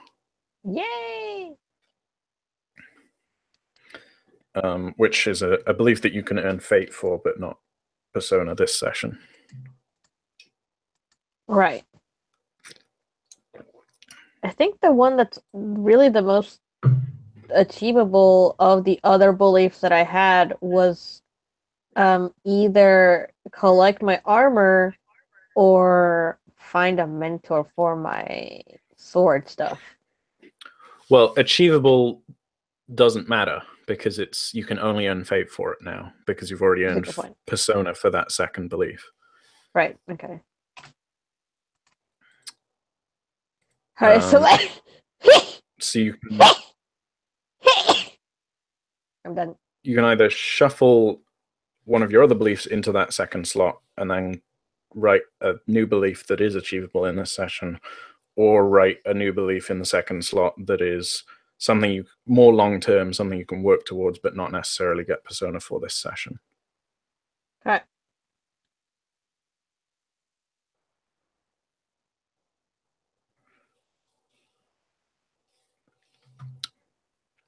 Thank you, Corky. I have an illness. It's called I never sneeze once, it's always multiples. Yeah, I always sneeze in twos. I used to sneeze in sixes, and believe me, that was the worst part of my life.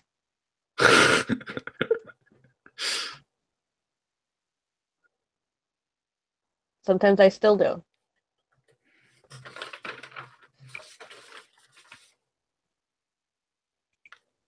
Okay, practice time. I think my major concern right now is basically just making sure that everyone gets settled in and like man, like fuck it. It's time to get down to that business schedule shit. I want to have like an actual setup schedule.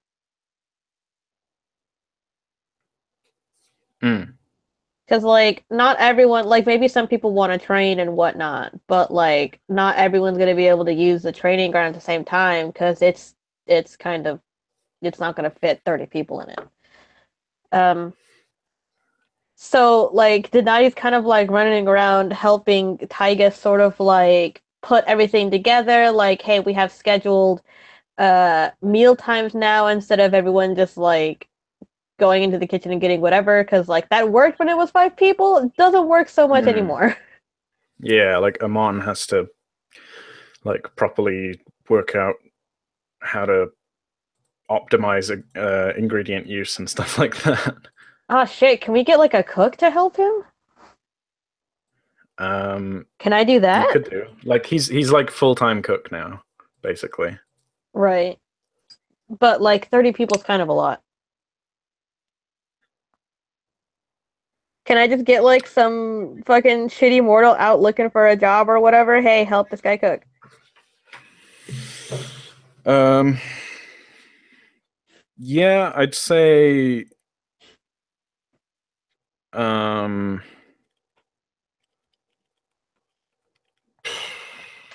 I don't think there's really anything at stake there. So yeah, you can just find someone. Awesome. Like just some mortal who can help out in the kitchen. Nice. Can I name them? Get them off the streets. Sure, but I mean, they're probably not going to become a major character. That's cool. I'd like to You name can them. name every single one of your men if you want, but Oh my god, do not give me this power. They're not. To me, they're faceless rogues. Like, yeah, but they could have names. Yeah, but I'm not gonna care what they are. Sorry.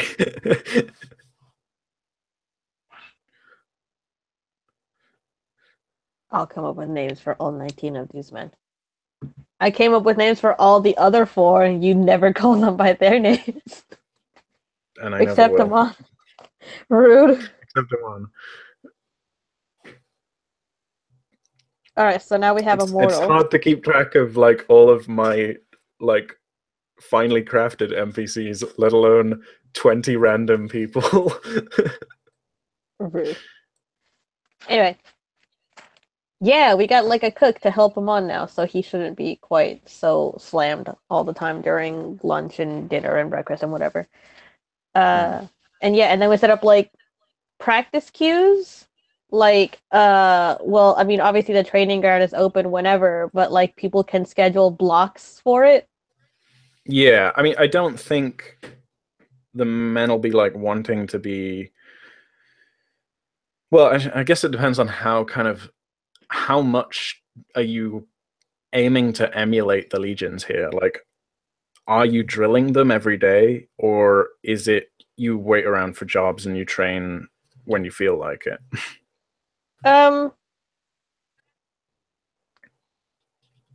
I want it to be a little in the middle. Like, we are waiting for jobs. We don't have an end goal here aside from just building up our company and whatnot. But when there is no jobs, I want to, like, have like okay, everyone can do what they want, but you have to train at least once a day. Yeah. For like, right? Yeah, for like 4 hours a day. You have to be in one of those blocks on the training ground. The rest of the day you can do whatever the fuck you want. So maybe you like put up put up like a billboard or a corkboard or something on one of the walls, and like everyone fills in their name, like when they're going to be training and shit. Right. Because like there's no point if like, okay, well, let's say that we have the money and there's a dry spell, but we can carry ourselves through with that money. There's no point if like after that dry spell we start getting jobs and these people are all fat, lazy, and can't do shit. Yeah. So it's yeah, you want to keep them in fighting shape. Yeah. All right. Fair enough. Cool. The way that I'm doing this is by having an average soldier. Right. So they'll basically all advance together. Oh, that's so cute. Teamwork. So I'll kind of mostly be tracking this and keeping it up to date. Like you're training them in sword and shit, so that'll be what most of their practice log goes into and stuff. With that said, as per the helping rules that I just described, like I don't expect this character sheet to be used that frequently, to be honest. But it's just a kind of like tracker more than anything.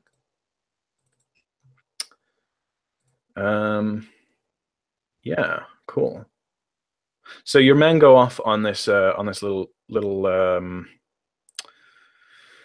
what was it? Like a smuggling job. Like they went with Musa down the river to meet with some smugglers halfway up, and then help escort the goods back to the Imperial City discreetly.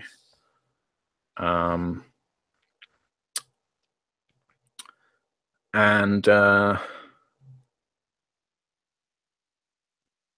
let's think.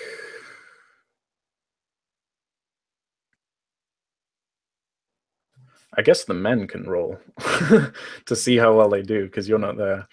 Oh god, I'm so afraid. I just got 19 men.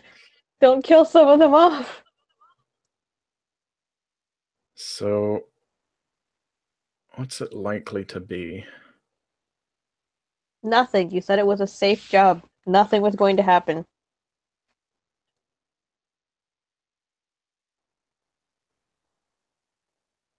It's probably just nerves, right? Like they know they're doing something kind of illicit and they need to keep their cool, so it's probably just a steel test.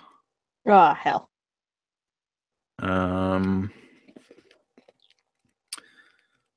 Let me just check the obs for steel. I don't think it'll be a difficult steel test.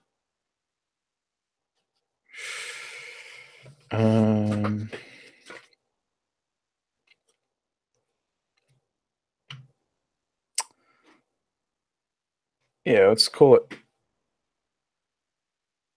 just an ob. It's probably just ob 1, to be honest, right? Like keeping your cool in a potentially dangerous situation. But nothing dangerous actually happens. It's just nerves. So yeah, let's just say it's an ob 1 steel test.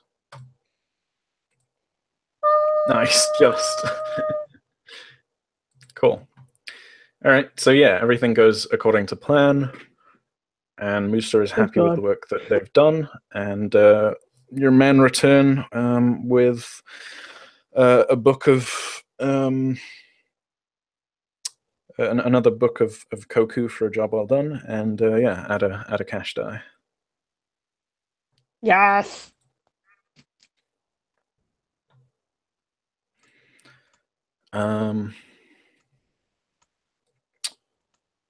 All right. So it's been 1, 2, 3, 4, 5, 6 days.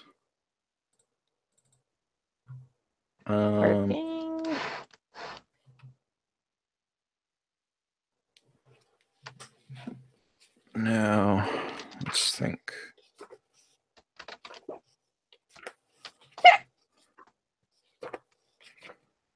"12 hours a day." So your practice log right now is for sword and mending, and you're working towards a challenging test for sword and a difficult test for mending.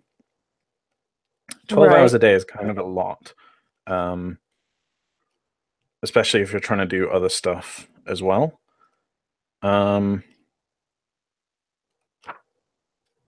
Actually, I guess the 8 hours a day is accounting for the work that you're doing by yourself, plus drilling the men. And then mending is something that you're practicing in the mornings and evenings, say? Does that make sense? Okay.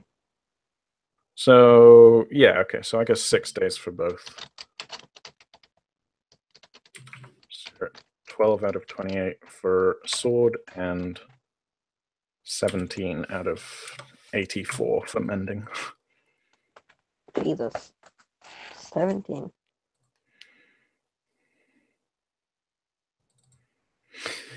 All right. And yeah, I think it gets to the 17th. Your men return. Things are going smoothly. And now you've got a week and a couple days to prep for going to Rokujai's party. Awesome. So should we take a break there and then come back and we'll do some scenes with Rikista and fashion and shopping and stuff? I'm ready for shopping. No, I'm not. All right. What I was thinking we could do is just like look at there's like, I don't know how many people you follow on DeviantArt, but there's like a lot of people on DeviantArt who have little like fashion mannequin things that they draw on to like design clothes. Speaking of I was that, thinking, actually, hold I on, was hold thinking on, no, we no, could no, just hold, like look at those for a while and like hold on. I'm pick so out ready. some I'm outfits. so fucking. Before we go, let me just show you this one person that I follow. I'm pretty sure I follow them, and it is the most baller shit I have ever seen in my life. I swear to God. Okay, hold on. I need to go into my favorites because I don't remember what their name is. Oh my God, where are they? Where are they? I know I've had to have favorited some of their stuff. They're so fucking This is good. um this is one that I follow who has cool stuff.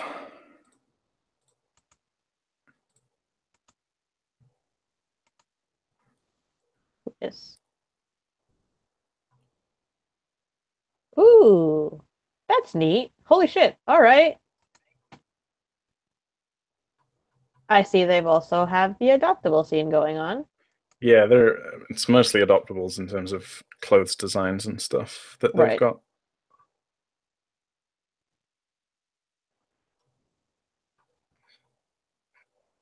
But we're just using it for like description and shit. We're not like selling these character designs or copywriting them or anything. No. So I don't But feel I too mean, bad if you about do just nabbing see these ideas. stuff that you like, if anyone sees stuff that they like, I mean, if it's open, fucking there's your I chance. think most of them are closed.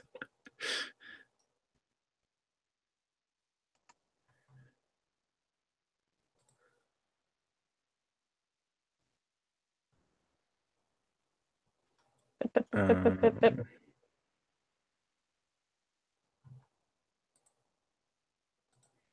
Why are some of these featured and some of these not? That's so weird. well, anyway, should we have a break and you can look at Break clothes and time. shit in the meantime? How long do you want? Like 10 minutes? Maybe like 20, because I gotta go to the bathroom. Something fierce. Fair enough. All right. Cool. Right.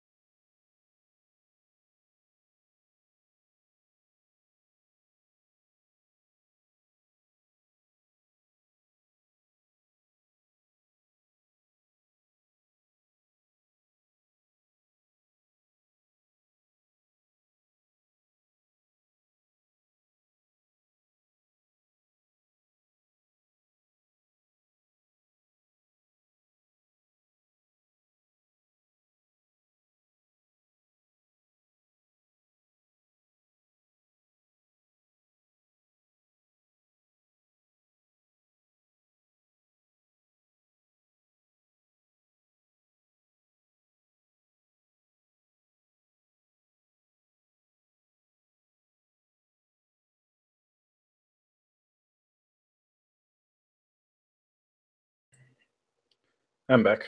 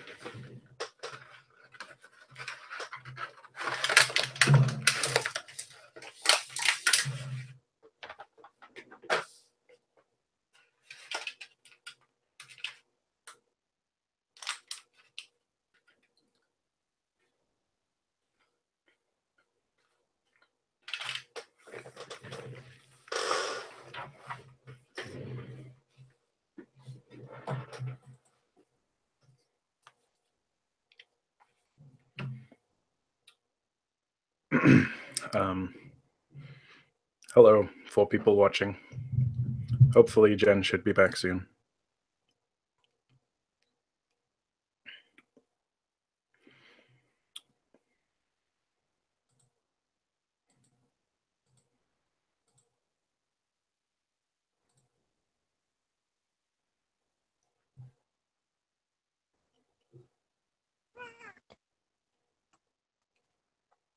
Hello? Hello? So, Sup? we have a new kitty, and he's gorgeous. A new, like a brand new cat. Yes. Brand new cat. Wow. In what, like just in the last 20 minutes? No. We've had him for like 2 or 3 days. Okay. But I went to go pet him, and he's adorable. Tegan hasn't Cool. met him yet, but hopefully he'll be okay. She'll be okay with him. How have you kept 2 cats away from each other? Separate parts of the house, You just lock them off. basically. Huh. I mean, that's kind of what you have to do anyway when you're introducing any new animal. I wouldn't know. Rude. I don't know anything about keeping pets. Oh, Tegan's run away. I opened up an orange and she just booked it. Some cats really, really hate the smell of citrus. Like, they loathe it. And Tegan is one of them. You just open an orange up in front of her and she just leaves. She's gone. She's not coming back. Not until you've washed your hands of all that orange scent.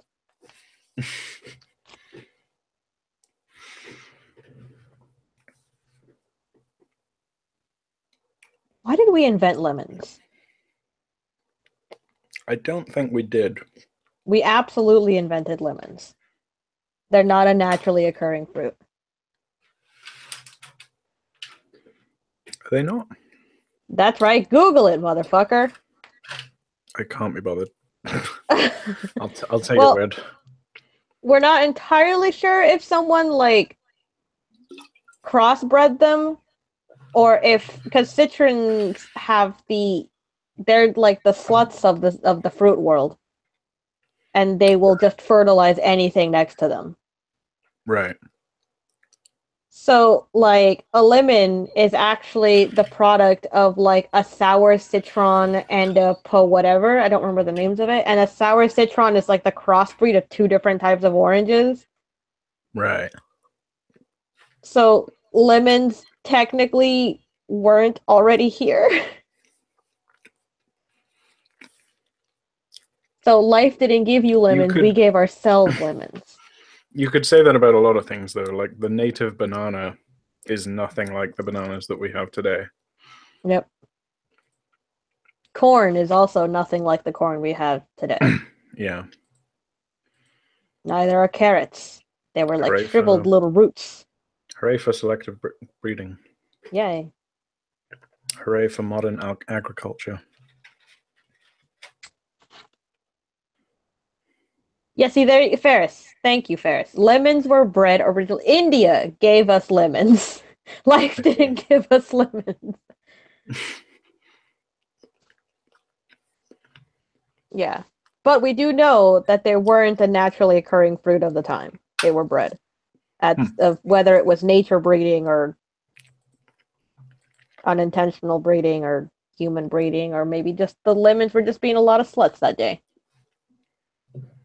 Mm-hmm. We don't kink shame the lemons. They're free to live their own lifestyle. Mm-hmm.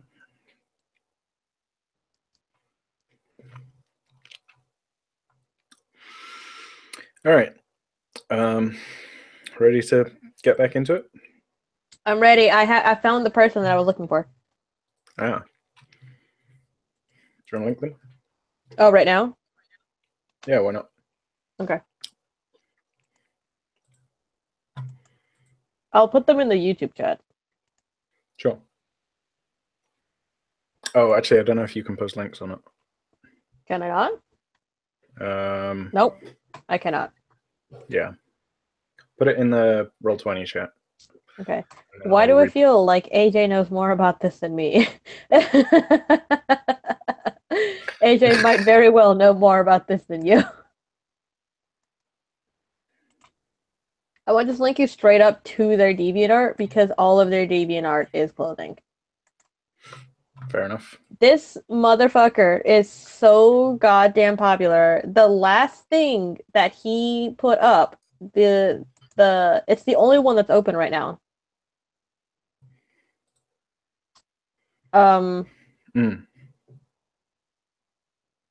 Two of them pretty much got snapped up the day of.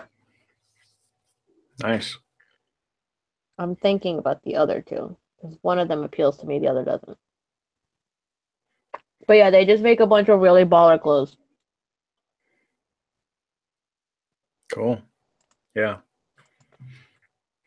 I linked another one that I found. See what I mean, Quirky? God damn.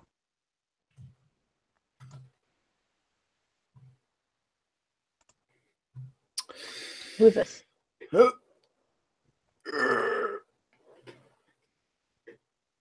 Oh, I've seen this person. This is too simple. It's got to be elaborate. It's got to be fashion. I like the first one, the Lunari and Timothy. What's his face? Mm. Oh my god, some of these are so pretty. Mm. Super animu though. All these clothing designs are super animu, like of all of them.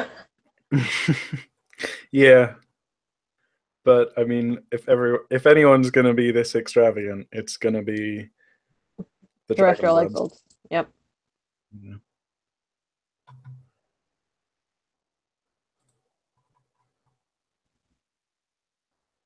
Oh wow, I like these ones. Let me get them.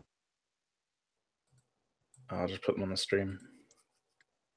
These ones look cool, like ice witch clothing or something. Anyway, so Hey, did I you mean, ever before we get switch too your deep screen into, so that every single time I talk, it doesn't show up? yeah, I did. I should thank you for reminding me though. I turn it off during the break, Right. so that I can quickly scan through the video and work out when we finish being on break to add timestamps. Oh, right. Oh, Yeah. but yeah, I like those. Those are nice. Anyway, yeah. So before we get too deep into fashion, um, Fashion. so your men have come back. It's the 17th. You've been settling in these new 19, or I guess 20 if we include that one cook, people.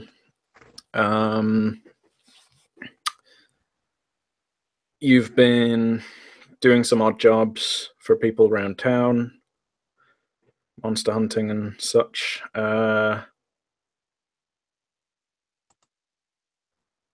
And yeah, we get to the week of the 15th, and you reckon that Rikista should be back by about now. Yay! So what are you up to? What's your plan? I will visit her immediately.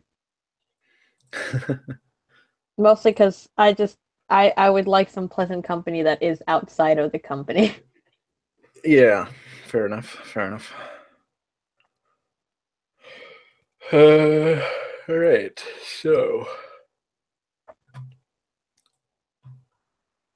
let me just find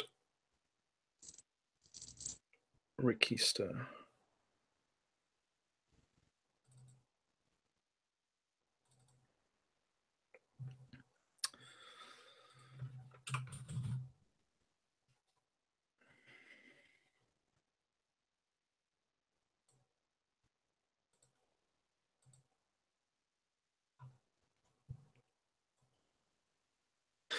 Um, there she is.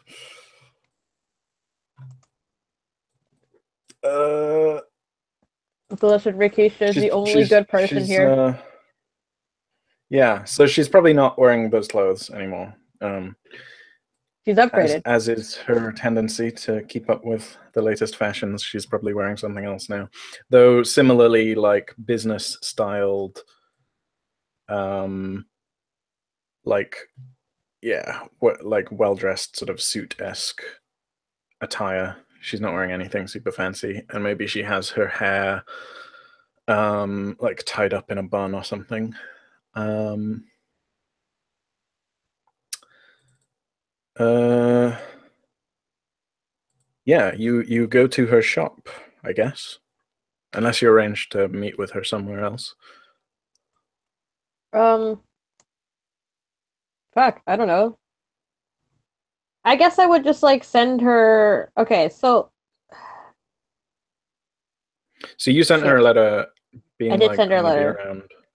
Yeah. saying like, "Hey, I'm gonna be back around the 17th. You can hit me up then, I guess." But Yeah, that's like, true. Okay, so maybe she comes to you then. Oh God, there's so many people here. It's gonna be so loud, Rikista. Don't do that. Um. Well, she was saying that she wanted to like go and have tea with you and talk to you about stuff. So maybe she's like comes to your abode to meet you, and then you go and find a tea shop somewhere. Cool. All right. I hope Rikista is suitably impressed by 28 different people just running around this place. um, Whee. let's think. All right.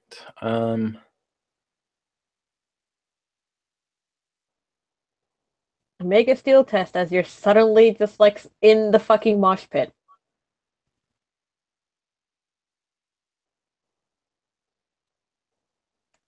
Yeah. Okay. So I think it's like it's a sunny day. Like quite warm. Maybe like the last. This might well be the last like warmest day of autumn. Because we're like halfway through the first month in the Earth season now. And she's wearing yeah, a kind of like women's suit jacket with a mid-length skirt. Sort of lightish lightish browns and subtle pinks to the design of her clothes. Yeah, she's wearing her hair up, and she's being followed by like yeah, you hear a knock at your door, and when you open the door, you see there's like a horse and carriage with basically space for like 3 or 4 people in the carriage, and like standing behind her, holding a sun parasol or something, is like one of her slaves or something. And she's like knocks on the door and sort of waits uh, patiently whilst you come to open the door. Cool. Not gonna lie, would it be me who opened the door? Let's be real. No, probably not. Um, wouldn't. Mm,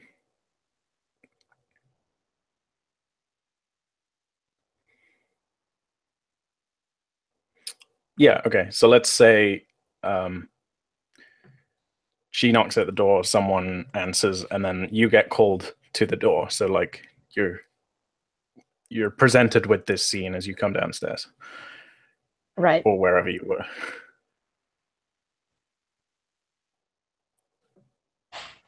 And yeah, I think as you sort of step into view,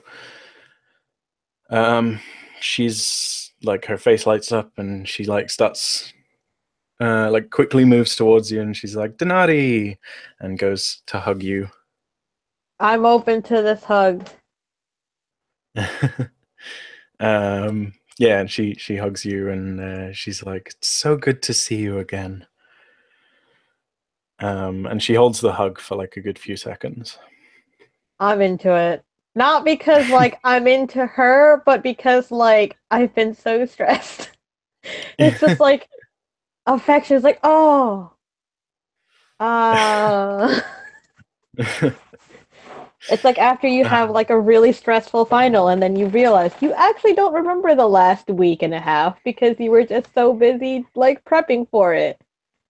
And then you Yeah, just sit down and you're like, you feel everything slough off your shoulders.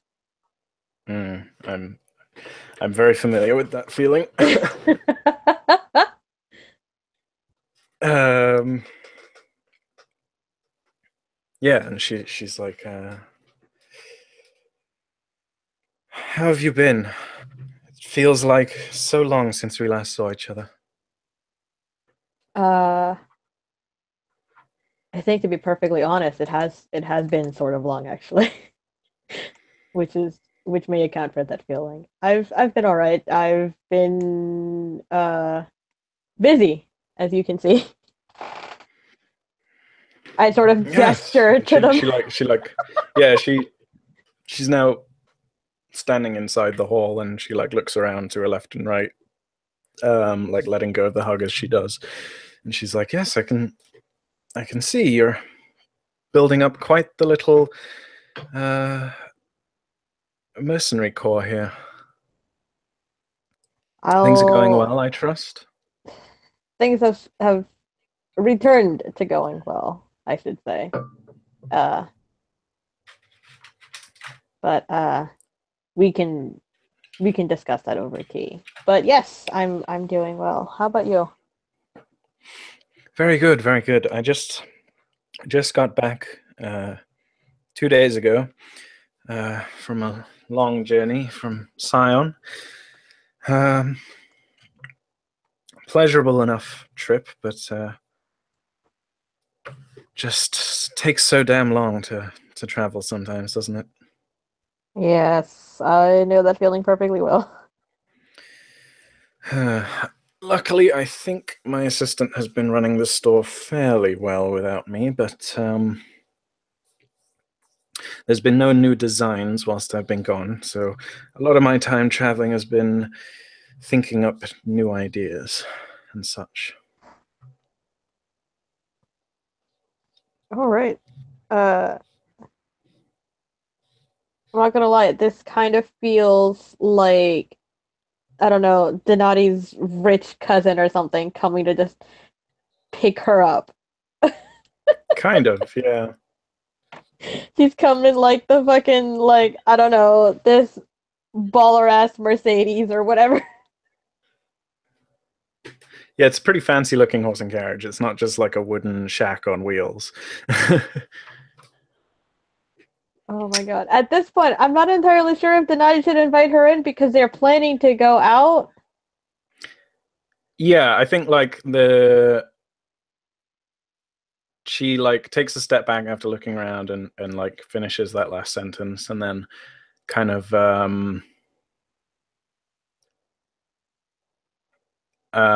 there's like a momentary lull in the conversation, and she like looks back towards the carriage and the parasol, or the girl carrying the parasol, and she's like, anyway, let us talk some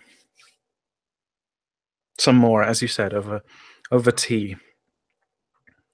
And she like gestures. I will follow her into this carriage. Cool. The Yeah, I think sword is it's like not leaving my side. I'm sorry. That's going with me. fair enough. I think she looks at you a bit funny when you bring like, because you've just got it strapped on your back, right? Right.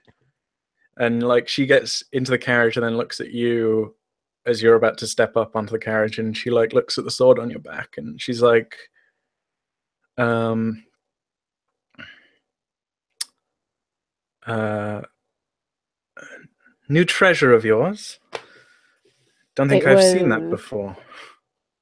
it was a little after we helped you with your caravan problem and it was hard won. I'll say that much. I see. Well, it looks a little uncomfortable. Um, Not sure if this carriage is uh, big enough to carry you and it. She sort of says jokingly, even though the carriage probably is big enough for that. She's like, "Are you sure you'll need it?" I think with the week I've been having, I'm not sure that I wouldn't need it, which feels a little ominous to say. But I can at least fix the visibility issue. And I guess I will put it in elsewhere. Mm-hmm. Kind of Cool. Yeah. hesitates a little bit. Denati hesitates a little bit before kind of like doing it, but it's just like, well, I mean, it's only gonna be for a little bit. Okay, see you later. And it just slides away. Yeah. And she's like, she's probably familiar with that charm actually, and she's just like, smiles curtly and is like, yeah, that's better. He'll sit much more comfortably now. All right, I will get into the carriage. Cool. Yeah, I think you head to. Take me away, beautiful cousin. uh, you head into the Imperial City proper and maybe go to the Onyx Curtain district, Nice. which is like around here, I think. And yeah, you go to a tea shop. I'm so ready. Scott's here, and his favorite person just arrived. It's Ricky's, the baller ass bitch who's better than your baller ass bitch. I don't think Scott's never actually met Ricky, so there has to be. No, but he has Gold Digger Johnson, and I'm sorry, if we're talking about some baller ass bitches, Ricky's the wins. I Hands see. down. I just wanted to point that out to him.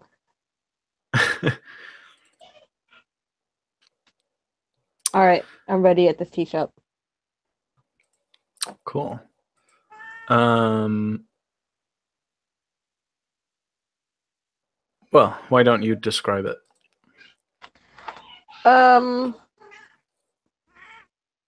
Rikista strikes me as the type of person who would value her privacy.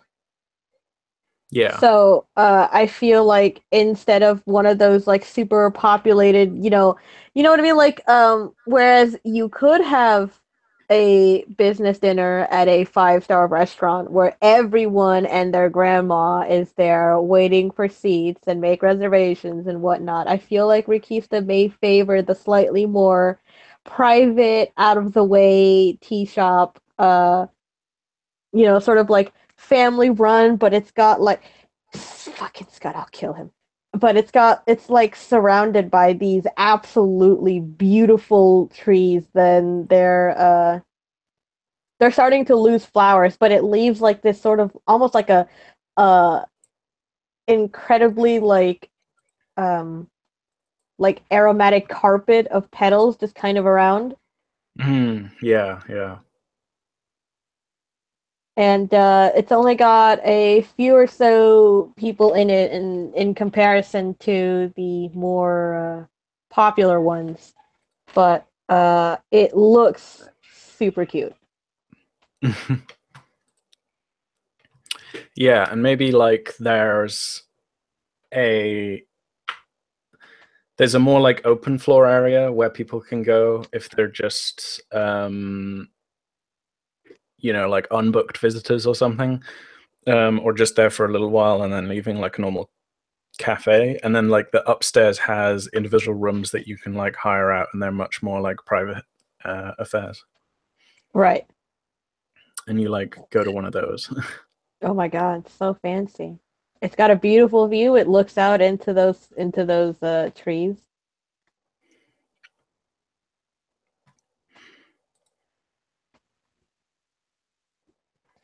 Makes tiny note to self. Let's draw this scene in particular.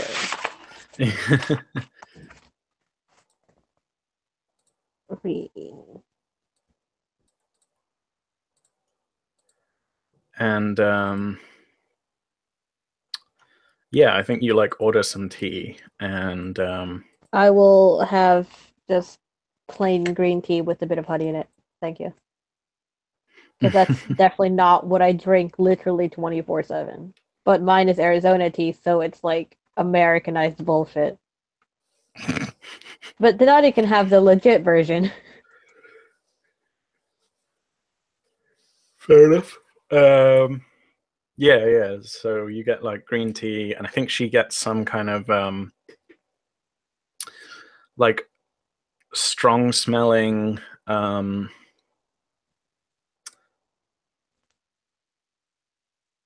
uh, yeah, she gets like this, like you pour out your tea into your teacup, and it's like this, like sort of aromatic, like very fragrant, like almost like um, freshly cut grass smell to it almost, this bright green tea. And then she pours her tea, and it's a little more viscous, and it's kind of like a pastel pink color, and it has this like strong aroma of um, like coconut mixed with like it's almost like a candied smell. Like it smells sweet and coconutty. Like My God, what kind of tea is this? and then like some servant comes in and puts down like a big platter, like a layered platter of like various um, like sweet treats and um, like savory scones and um, maybe like salted nuts or something on the top layer. I'm so ready. And yeah, you're like lounging on these sofas on opposite sides with this big table in the middle, and these like, I think there's like long flowing sort of curtains on the walls, even where there's no windows, and it's like lit mostly from the window. It's like a wide window with a short balcony. And there's also like lamps on the far wall away from the window, um, filling the rest of the room with a more yellowish light. Um, yeah, and you sit down, and she's, I think like on the way, the conversation has been more like general and loose, and like, what have you been up to? And she spends a lot of the time like on the way to the place, and for the first maybe 20 minutes or so when you first arrive, like telling you about her trip to Sion, and about like all of the various things that she saw there, and like this big clothes festival that she was at. I'm ready. And Denati's all about hearing about new places and new locations that she'll never get to see. yeah, and like the way that she describes it, like it's a much more um like southern inspired town. Like the architecture is more sandstone, and it's more like open plan, and like a lot of roof. There's like a lot of roof gardens in Sion, and when the clothes festival was on, like pretty much every building in the city was like draped with various like magnificent colored uh, uh, silks, and like elaborate designs, and like various like rugs and um, all sorts. And it's just like this huge celebration of clothing and color. My um, God, that sounds incredible. and yeah, she's like telling you about how like every day was like a new adventure, and she would like wander into different clothes shops and like see all these new designs and stuff. And she gets like really into it, like telling you about all of this stuff. um uh to the point where like maybe you both finish your first cup of tea in this place, and then she finally says like, I'm sorry, I've been blathering. uh, you must tell me what you've been up to. As I said a few hours ago, it's been what, 5 months? Can't have been 4, maybe. Far too long. You must have been up to much more interesting things than I. Well, I don't know about much more interesting, but I suppose I have been up to some things. Um, after we I guess, left your employment and your projects, Denai kind of pauses because she's not entirely sure like what exactly to say, because if she leaves out Paige upstairs, that literally takes out an entire fucking chunk of everything that happened, and also the reason why people like Fasca and left. Mm. Um, because Denati was told, "Hey, don't tell anyone,"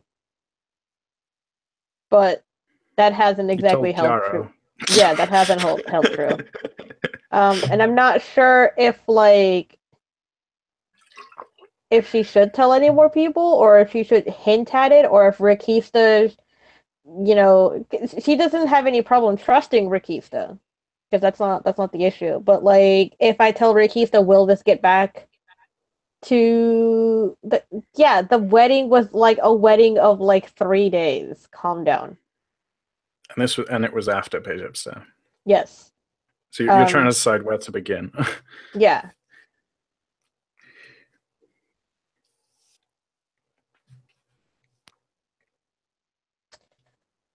And like whether it's gonna go back to the Council of the Nellens, like how is this information going to work? And she doesn't really know what Malachi is also going to do with it either, so it's all up in the air for her, I suppose. Um, It's up to you. start with the wedding. uh, hmm. Well,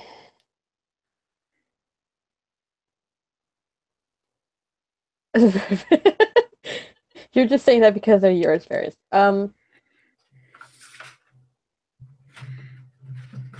I suppose we did have our own little bit of adventure. We came back here to the Imperial City before we got called away to do something else. I can't speak too much of it. I hope you understand, but it is where I acquired the sword, and in the process, Fasca left our company. And after this particular job, we all mostly took separate paths.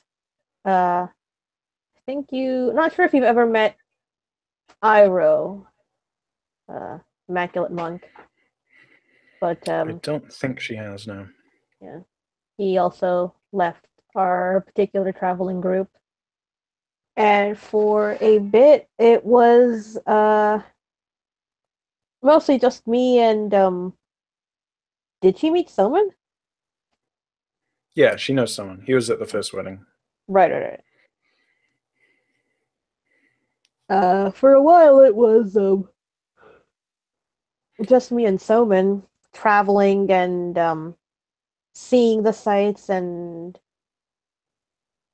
I guess taking all that we had learned on our particular travels and putting it into action, getting rid of problems.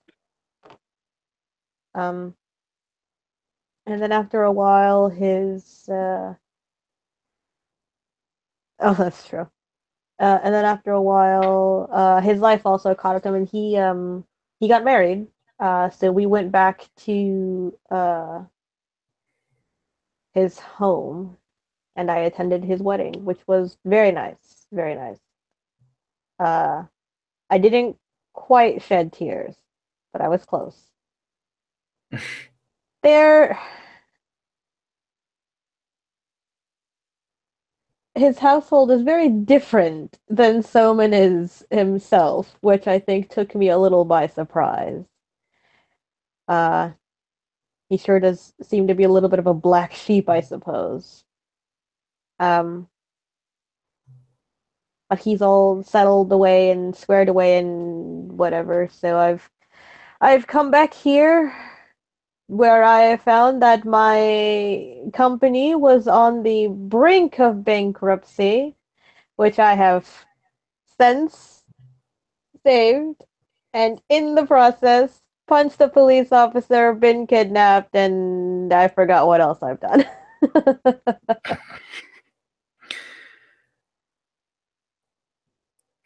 Uh,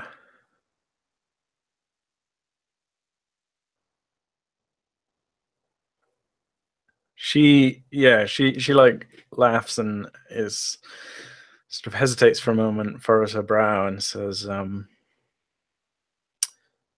"Nothing too serious, I hope." No, I think those problems have been taken care of as well. I don't expect to see anything else come of it, but I suppose if it does, I will be prepared. Um, but yeah, other than that, things have settled down quite quite well, I think. Scott, I can't mention you because you are literally part of Page Upstairs. Your entire existence revolved around that one location. The one location I can't admit.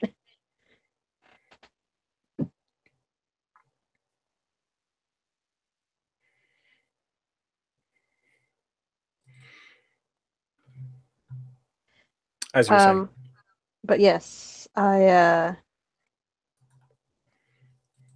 I'm mostly just looking forward now to the expansion of my company and seeing where it takes me. Now that I've brought it back to where it should be, at least how it was before I left.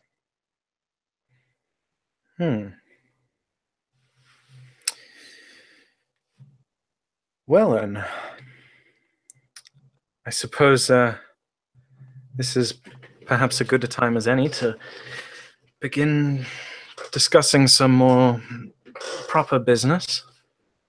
And she like readjusts her position in her seat and says, "As I mentioned, I've managed to sort out some new contracts with people down in Sion. And I'm hoping to set up a new trading route with them to similar effect as I have with Chanos and Juche. I could go to my usual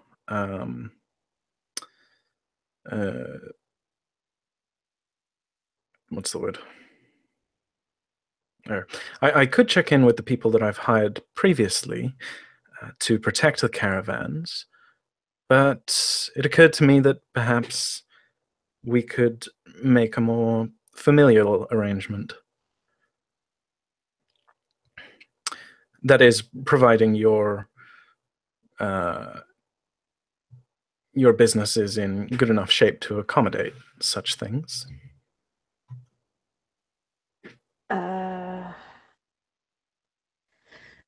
Well, I'm not entirely sure as to when your particular timeline may be, but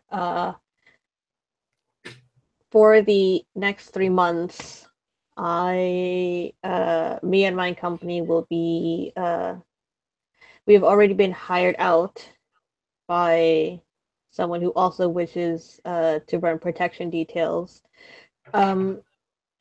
But after those 3 months, my company should be free to consider any offer that you have. And these protection details shouldn't be very difficult and shouldn't really cause any trouble. But I do think that it may be a good thing that you hire me if you want to afterwards, because I know at least this will get them into fighting shape, and goodness knows I wouldn't want any unskilled men trying to protect your caravans and your goods. Well, I appreciate that. I'm not expecting there to be a huge amount of protecting that's needed. They'll be traveling along the Great Coast Road, which as I'm sure you know, is one of the safest roads in the realm. It's not like we'll be traveling through a forest full of spiders again. And she sort of smiles slightly quirkily.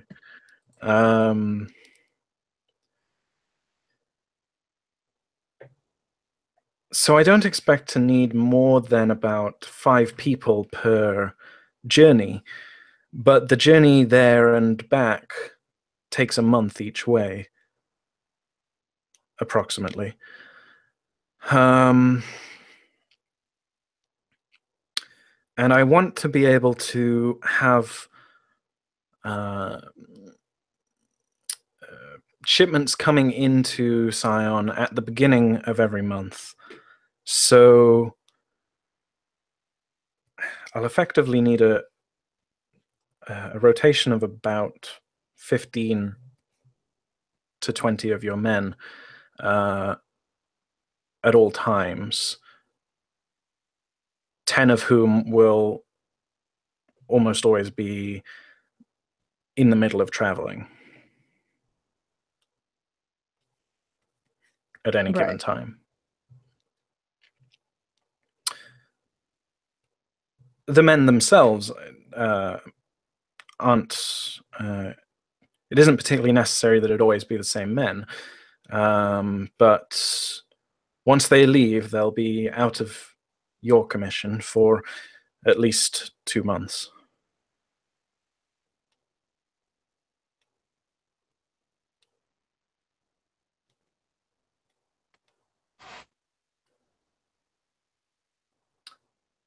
Is that something you can account for?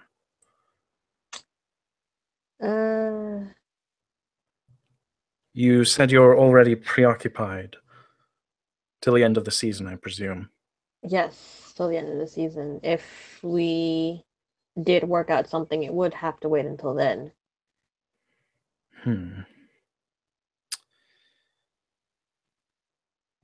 I was rather hoping to get my first shipment on its way at the beginning of next month, so that I can start trading in Scion before the end of the year.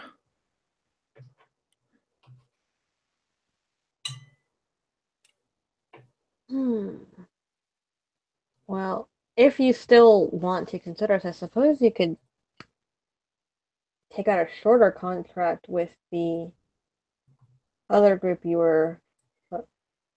have in the back wings, and then we can talk after calibration. And I suppose if anything pops up during, we'll take care of that too.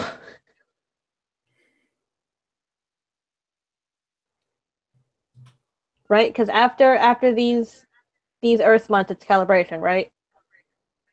Yeah. Okay. But yeah.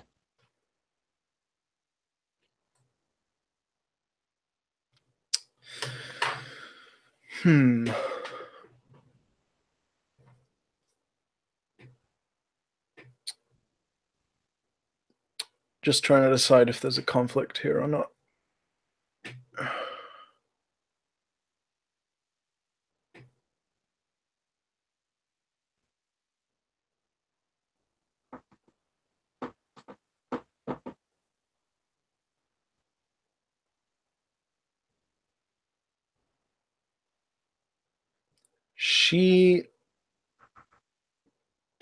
Yeah, I think as you're saying that, there's a slight look of disappointment on her face that begins to appear.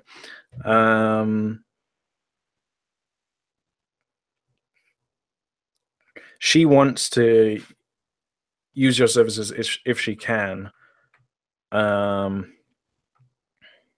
probably because there's this familial bond between you, and so sort of keeps things within the family. Whereas if she goes to another company, they're less invested? Yeah, they're less invested, effectively.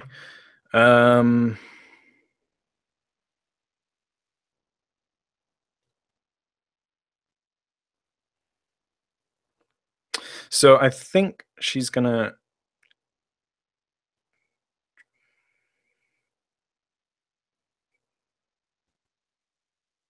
She's gonna try to pry some more information out of you about this like current contract that you have. Don't do that. um,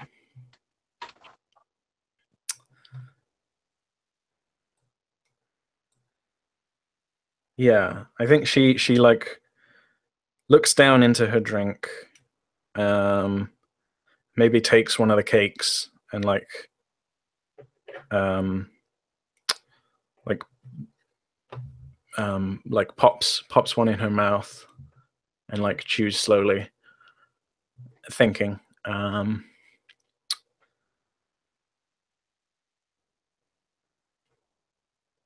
Then she looks at you and says,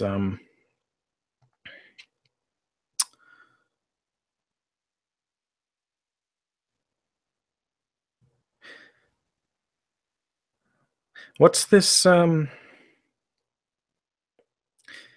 contract that you're already involved in? Is it really something that will take all of your men?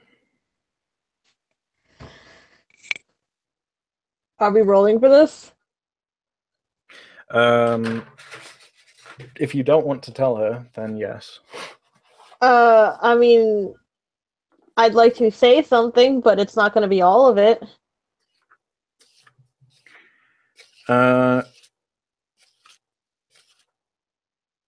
Like, okay, here's what I want to say.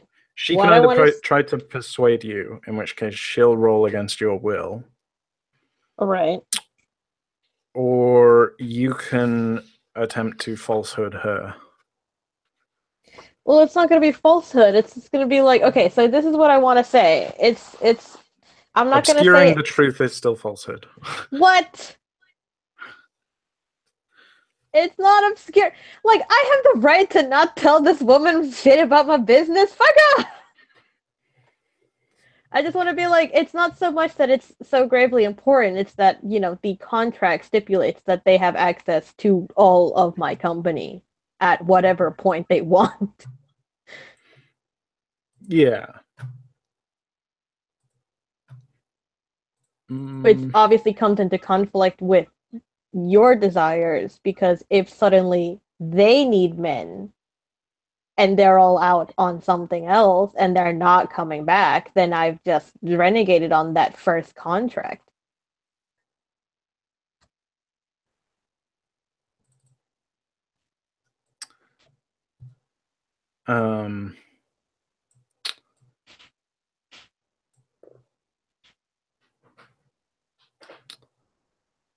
She kind of pouts and says,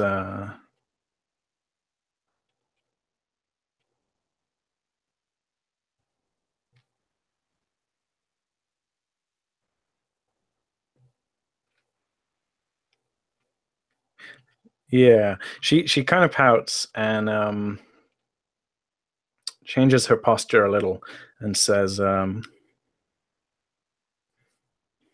but cousin, I'm your family. Surely that counts for something.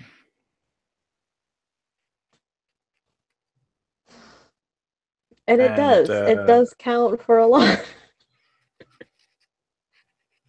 I think she's gonna persuade. Oh shit. Persuade me to you do what? To persuade you to like break your contract effectively. Requista.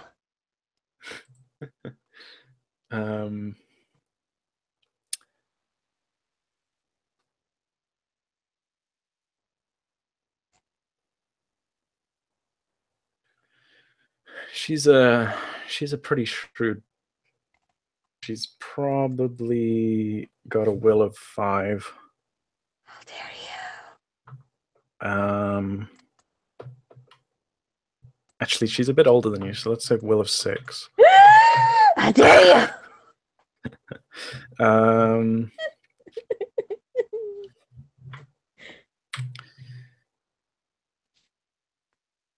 What's your will? 5, right? Um, Um,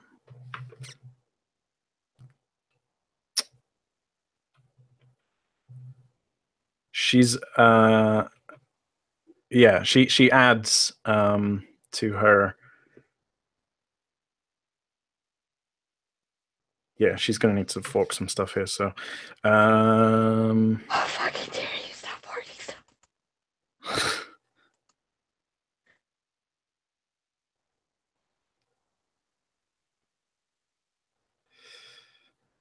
she's gonna fork Nellan's wise. she's drawing on her family bond to you to try and persuade you. So that's +1.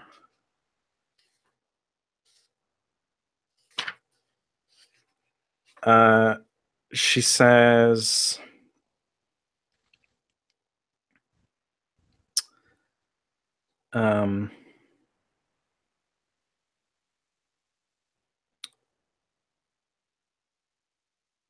yeah, she says, besides, how would it look if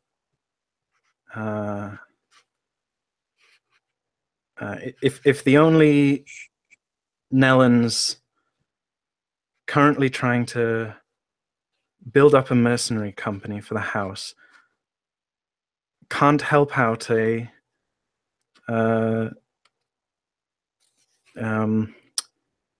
member of the house? a trader within the family, what would that do to your reputation? And she's drawing on your reputation to give her bonus dice, which is a thing characters can do, apparently. Excuse. I looked that up this morning. And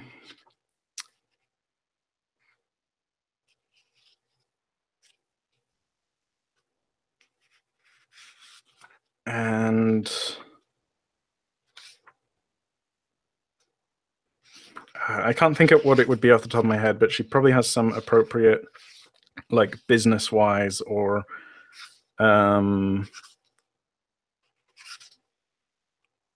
like haggle. Actually, it's almost extortion, come to think of it.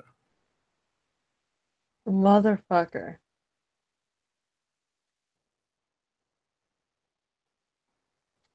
Yeah, she is kind of extorting you. So yeah, all right.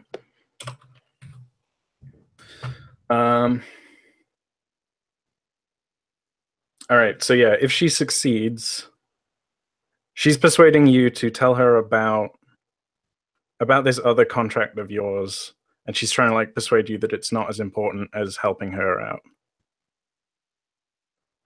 If she fails, I guess you just stick to your guns and you're like, you make your apologies and say, we can do this properly at the beginning of next season, but unfortunately, I'm already fully booked or whatever, and she'll drop it. That sound fair? Okay. I feel like I'm It's not ob getting 5, enough. right? Your I will feel is like 5, I'm which not is getting enough out of the failure though, because if she succeeds, she's fucked me essentially. fair enough.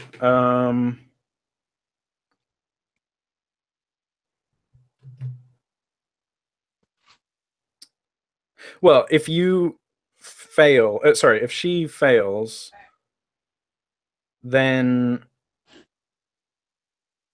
she'll respect that you're sticking to your guns. She'll respect that you're not going to break contract for her, that you're not that manipulable. Right. And I gain 1 heart on her romance bar. Ostensibly, there's nothing stopping her from because if she goes off to find some other contractor for these first 2 months, ostensibly there's nothing really stopping her from just sticking with that contractor, right? Yeah. So if she fails, she'll promise to come back to you in 2 months with another offer. All right. Okay. All right. Ob 5 on 9 dice is going to be really hard for her, to be fair. Really? It's 9 fucking dice! Yeah, but it's black, so the average is a half. Right, her average successes is going to be 4.5, which isn't enough. Yeah, fuck averages. The dice work with you and against me. Don't do it. Two Oh my sixes. god. She does have No, fate. no, no! She has one fate. Oh, shit.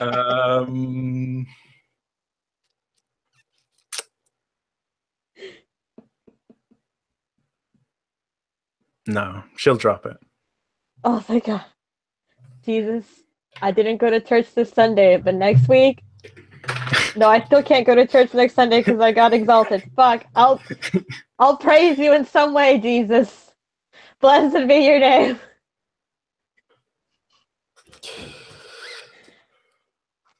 So she makes a good case, but you stick to your guns. What do you say?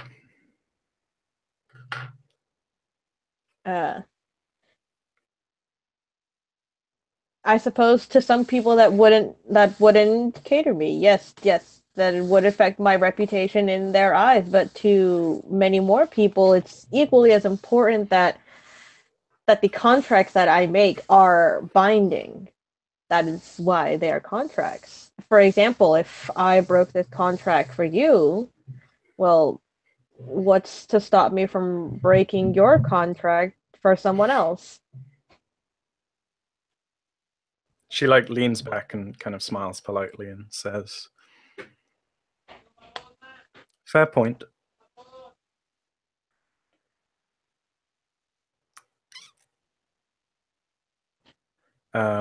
Can't blame a girl for trying, though. No, no, I cannot.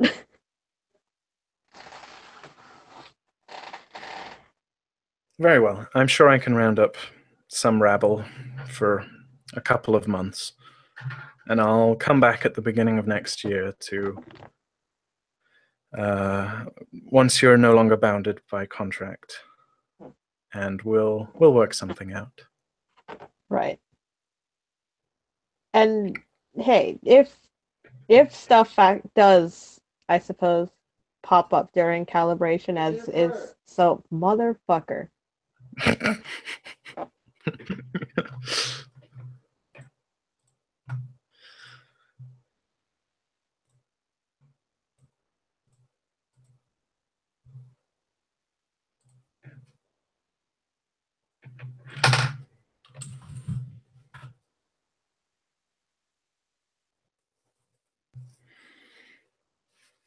Jen, she's gone.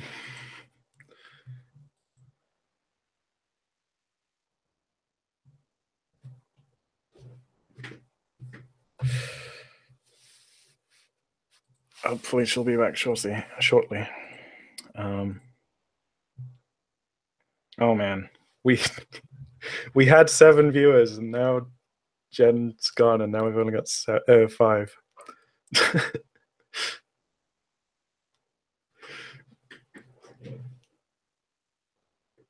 How's everyone Hello? doing? Hello. Okay, you're back. Cool. We had They 7 wanted. viewers, and then you left, and now we only have 5. I'm blaming you. Oh, it's because of me. I'm literally the only attraction here.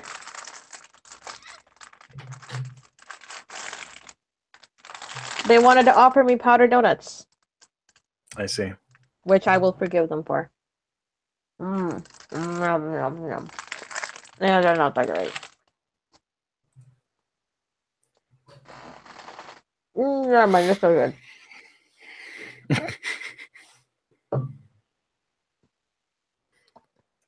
As I was saying, though. So yeah, what were you about to say?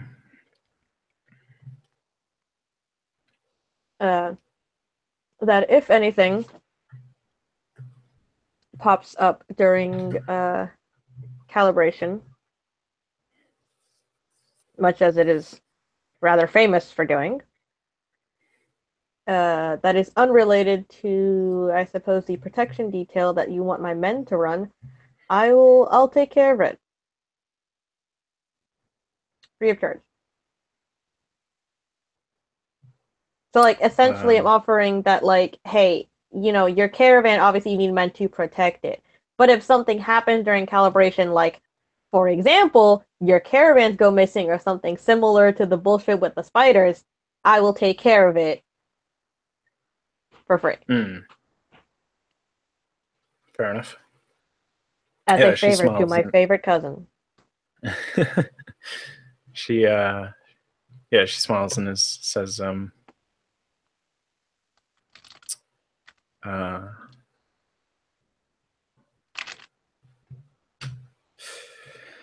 that's a very kind gesture of you. Thank you.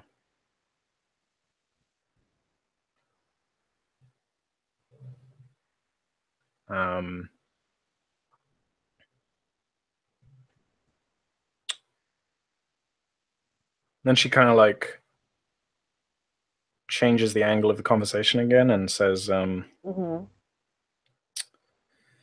so aside from working and growing your company and abiding contracts, what other plans do you have? Oh dear.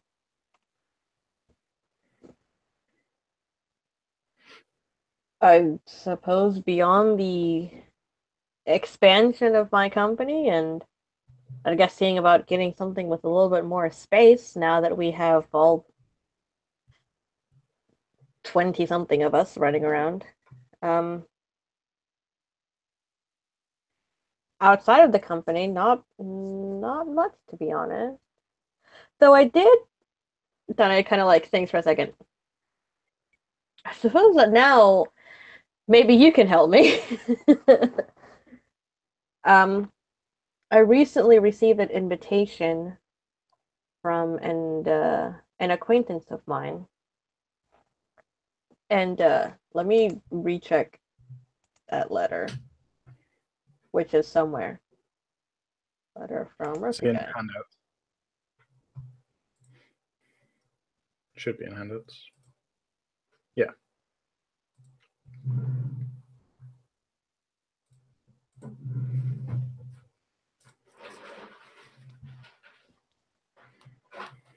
Okay. Yes, I was invited by an acquaintance of mine to attend a festival of pearls with him in Yolanam.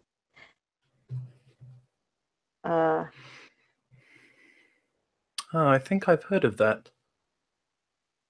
Not been myself, though. Yolanam. You must be going up in the world. Well, he's up in the world. I feel as though he's more sinking down a little bit to my level. But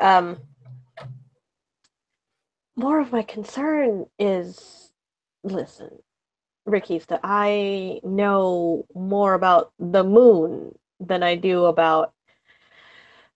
Denati kind of waves her hand aimlessly. Fashion. I think perhaps, and I gesture to myself, you might be able to tell.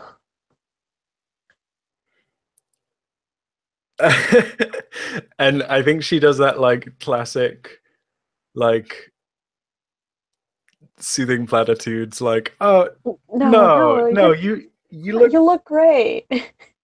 You No, I know exactly what she says. She says, she looks you up and down. Presumably you're just wearing, like, you wearing the like normal blue clothes that you have, or that fancy stuff that got that you're wearing when Malsi attacked you. The normal blue clothes. I look at the fancy clothes now that I got kidnapped in, and I just shudder. Ah, right, yeah. So she looks you up and down. And she's like, no, they're appropriate. They're appropriate looking clothes for the sort of work that you do.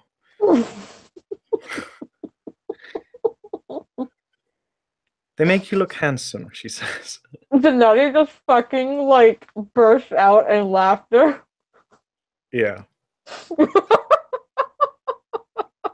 I think she starts laughing too, with you. Oh god. I'm eating a donut. So just like Denati, in a similar fashion, is eating something and just have to like put her hands over her mouth to not like just choke up pieces of cookie. Mm. Oh god.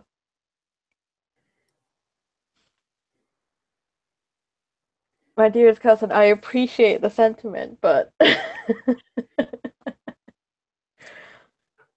it's definitely not my realm of expertise. Hmm. Well, you're very fortunate that you have a cousin like me, then, aren't you? I am very much indeed. Hmm. And now she's like looking at you in a different way, like she's sort of She's got the work eyes on. yeah, she's like she's probably like visually measuring your like shoulder width and stuff like that and like trying to imagine different articles of clothing on you and stuff. Here she comes up against her greatest challenge. Those buff muscles, those like broad shoulders, and unfortunate lack or at least minimal breast. Yeah. Oh god, you're gonna look like Casca in a dress. I don't know who that is. You seen Berserk? Yes, I don't know their names. Casca's the dark-skinned, brown-haired girl. Oh, I loved her. Oh, Yeah, now I this I is just this get is gonna be reminded of. Denati. Oh no, don't associate me with anything involving that. I don't want to be just thinking about her makes me really sad and angry at the same time. From the Golden Age arc, though, when she's in, it's like before everything goes to shit. Right. But because Casca's like really muscular and stuff as well, so like She's she also a doesn't fucking quite baller. look yeah, she doesn't quite look comfortable in a dress most of the time. Rude. Like it's gonna be like that with you, I bet. I mean, it might not be dresses. It could be something like, True. you know.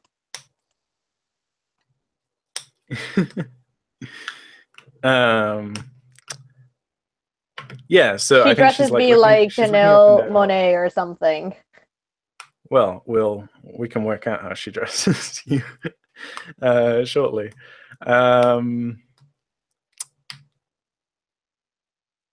Yeah, she's like looking up and down, and then she says, "How long are you there for?" Oh dear. I believe it's three nights. It's just the 3 weekend. nights, just the weekend.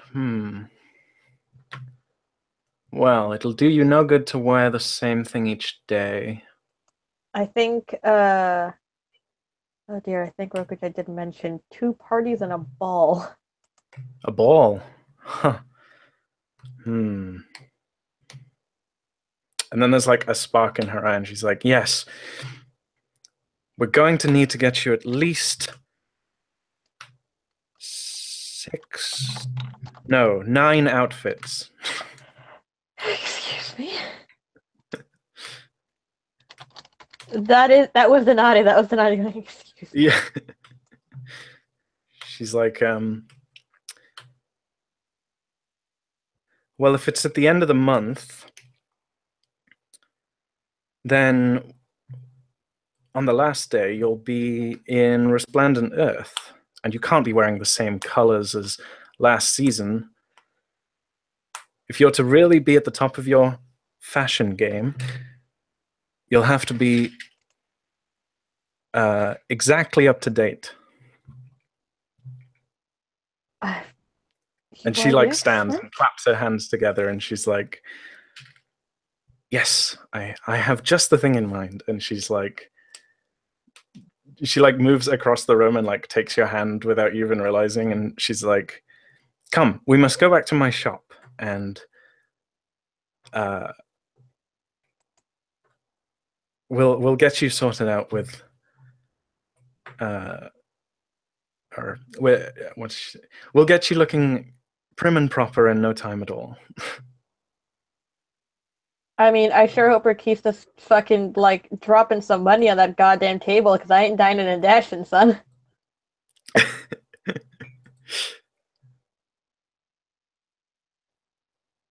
I don't actually know how this works. I don't know if she has a line of credit at this tea shop or what. I don't know. Do they send her the bill every month? Who knows? Probably one of her servants, like, pays for her, and Okay. like in her name.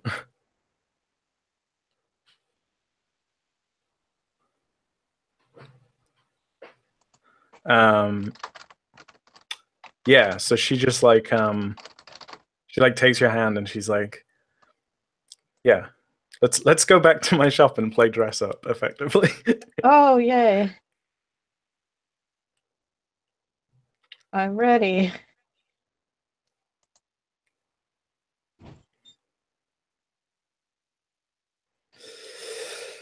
Cool. Okay. This will be fun. Yay.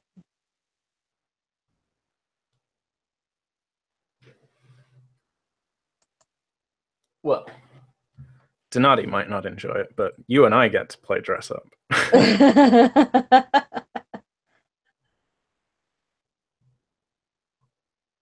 Will be put in party dresses. Hmm.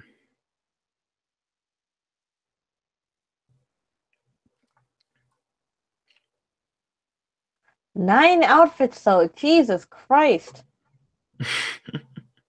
We don't have to pick them all, but it was just like a. She's expecting you to change clothes basically 3 times a day. I mean, if I have to, sure, but she'll have to tell me when. um,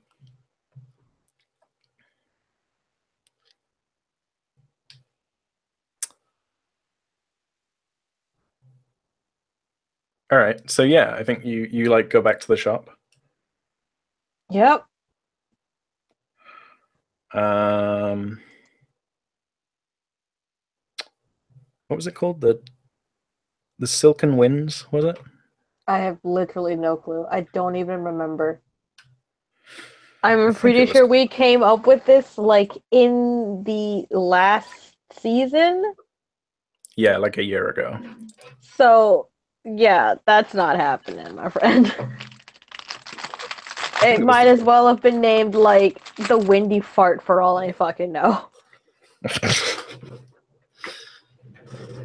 So yeah, you go back to her shop and cool. All right. So let's start looking at clothes. Yay! I'm ready.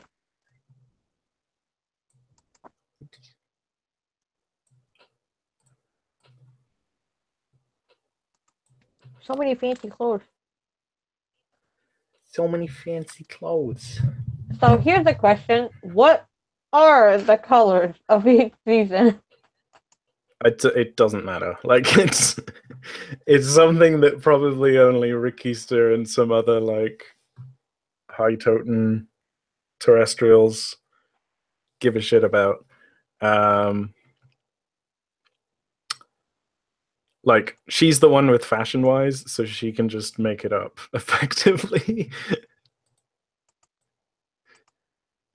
um, Okay,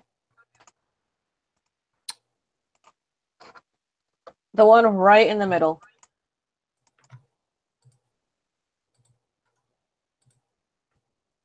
looking hella baller. nice. Yeah, that looks cool.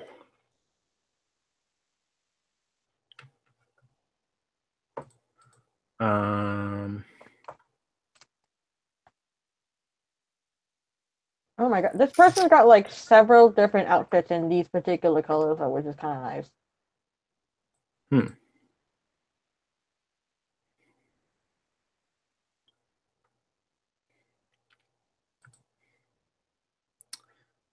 Hmm.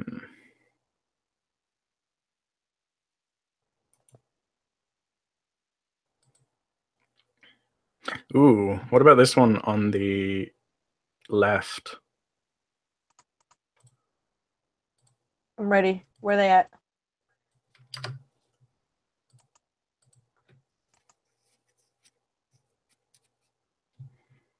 Oh shit, that looks pretty fly. That looks almost like yeah, it almost looks like a cross between like a military uniform and a formal attire, something or another. Like, yeah, it's like a fashionable military uniform or something. I'm ready. Plus, it looks like I could actually fight in it. So, baller. Does a bit.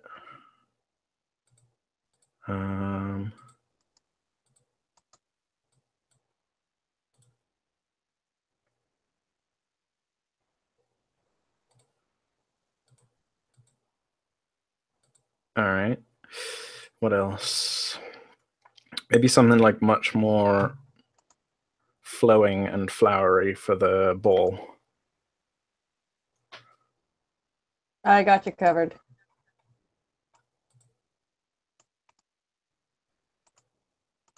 Literally either one of these.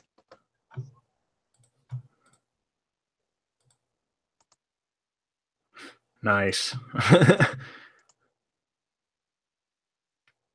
And then possibly...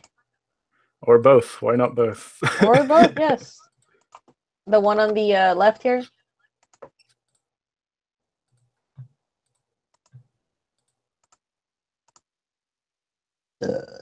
Oh my god, excuse me. The one on actually, all three of those look really cool. Baller. The middle one looks more sorcery, though. Sorcerer-y. Yeah, it does. The one on the right, if it were... Actually, no, the one on the right looks kind of southern as well. It's very fiery.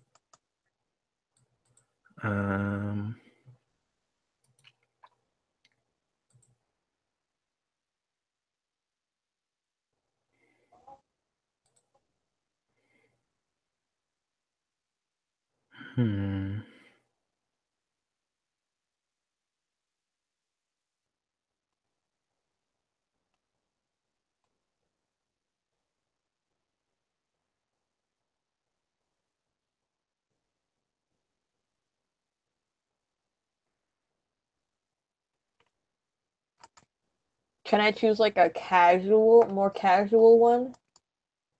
Yeah. Like the one on the left here is kind of cool.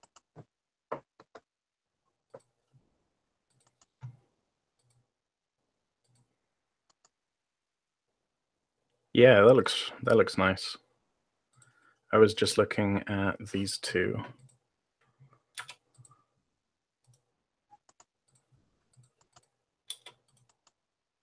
And this one.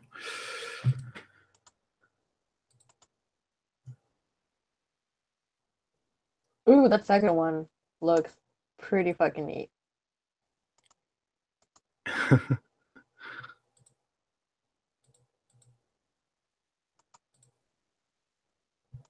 Clothes shopping.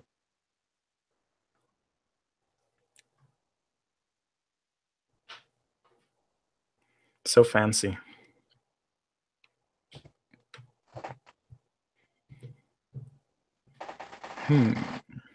There's so many good designs here. There are. I feel like between us, we've literally already come up with 9.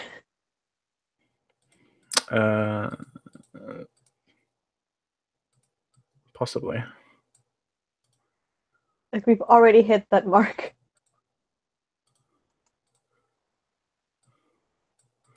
Let's see. 1, 2, 3, 4, 5, 6, 7. Yeah, we're at about, depending, if you take more than one from the ones with multiple on, then we're definitely at 9. Oh, that one's nice.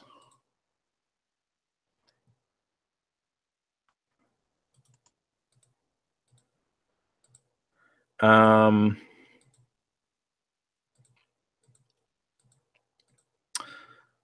actually, here's a good question. So how much do you tell her about like who you were invited by and like, like do you tell her it's a sinus thing?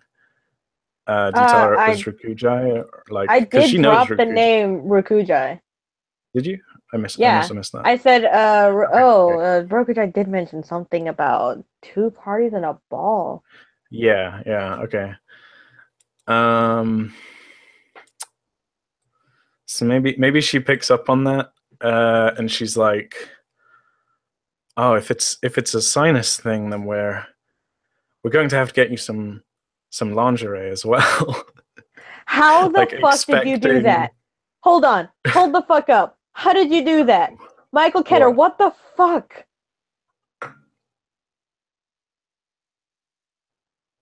Wow. Okay.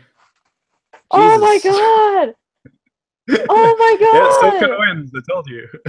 Thanks, dude. You gotta drop your info or some shit. Can I like send you $20 over PayPal? Can I draw your character? Do you have like a persona you want me to draw? Do you I need to give you something for that.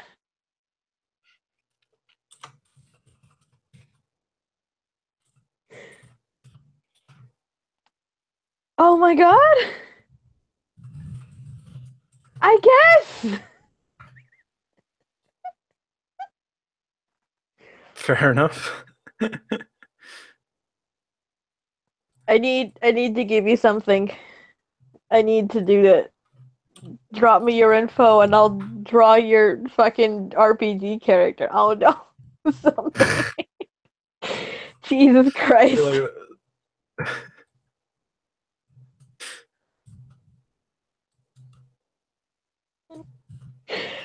For a second, I saw that and I was like, oh, they're just fooling. They're just like, bullshitting it up or something. They're like really late. And then I saw it was like Hunt for the Assassin Part 4, 10 minutes and 2 seconds. I was like, what the fuck? Oh my god. I'm sorry. Please go on, Will. I was just saying, like, once she cottons on that it's a sinus thing, she's like, "We need to get you some lingerie as well." Like, you never know what'll happen. I mean, I should hope not, but if you think it's necessary.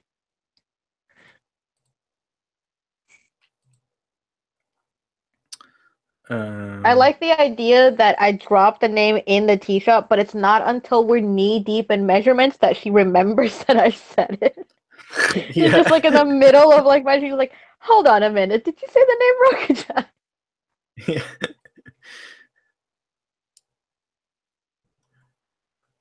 yeah. And I think she's like,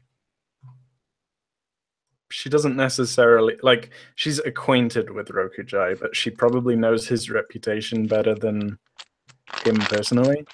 Right. Oh great, what must you think of me now? I'm hanging out with ex hookers. I would hang out with ex hookers. That would be neat.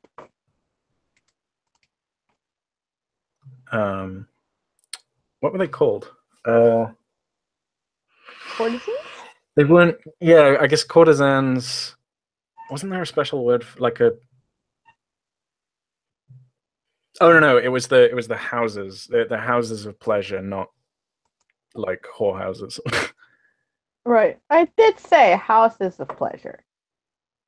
Yeah, no, no. I was just trying to remember if there was like a special euphemism for prostitute in the realm, but I don't think there is.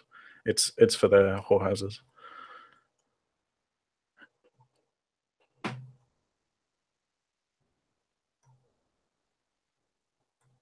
Is there like the same thing as what we're looking at now, like mannequin stuff, but for lingerie? There must be, if there is. I don't know.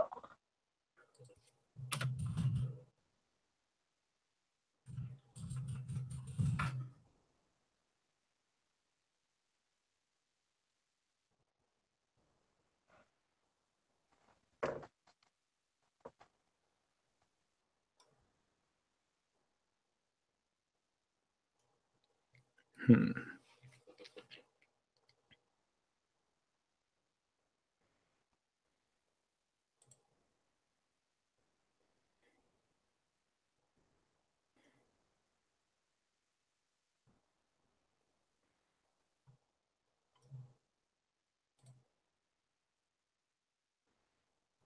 Welcome back, Ferris. Welcome back. You missed the most baller thing that will ever happen to us, and you're not even in the session.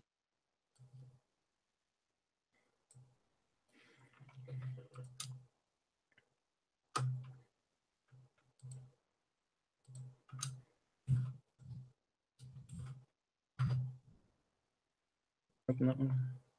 Yeah. Hmm.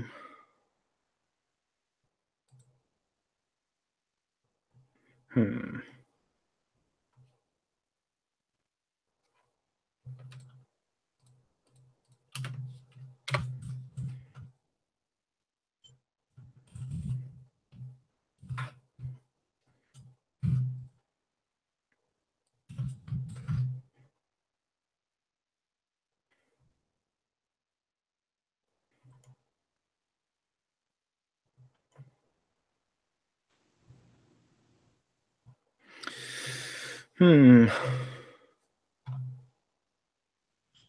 Well, anyway. So that's probably enough. Let's Like, just say I got some very nice lingerie, and she very graciously provided me with the realm. how like revealing is it? Like how I mean, literally, nobody has gone out like nude in front of people opening doors. So like, yeah, no, this is true. And I think we've already established that like bras aren't a thing. But in terms of like, because the whole point of now hold lingerie on now. I want to is say to that maybe bras normally aren't a thing, but I do want to think that special bras are a thing because push-up bras are important. yeah. And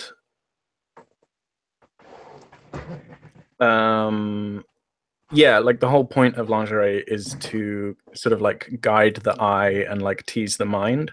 So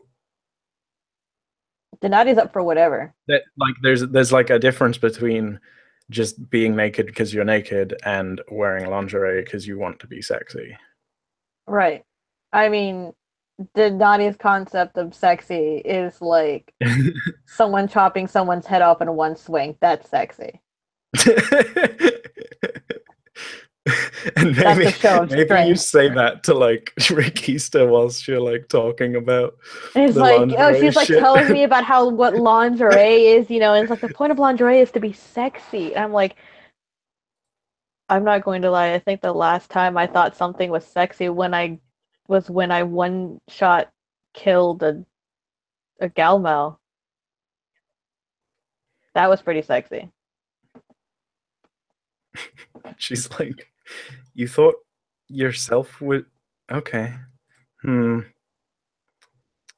And then she's like, and then that like gives her another idea, and she's like, oh, we'll go for something more aggressive then, and like picks out something else. It's not, listen, I don't want her to get any wrong either. It's not that I imagined myself with a Galmao. It's the fact that I was so powerful, I cleaved through this thing like butter. I want that to be put out there, like, so maybe the aggression thing wasn't that bad of an idea then. Maybe Yeah, she's and she on a like good picks out track. like a bright like bright red with like lots of like frills or something, and like heavy lacing and like semi-transparent inappropriate places and stuff like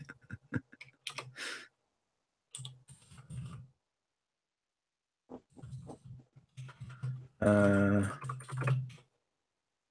so yeah, I think you guys like it probably takes you all day, like, and maybe she calls you Absolutely. over the next like couple days. She calls you back a few times for like extra measurements and fittings and stuff. And like it probably gets to sort of 11 or maybe even midnight or something, or actually, yeah, like 11 or 12 or midnight, because the day is 25 hours. And you like don't realize how late it's gotten because you're like trying on so many clothes and stuff, because it's not like she just picks out these 7 outfits and like No, that's no, no, it. no. It's like no, you've probably put on like 100 different outfits by Listen, the end of after the this, I actually have plans to go to the mall later and buy some stuff, and I fully expect there to be there for like a 3 hours. yeah.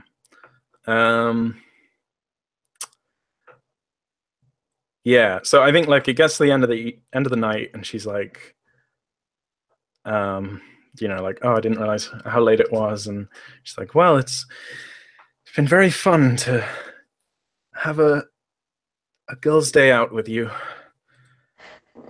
It was enlightening and really, really fun.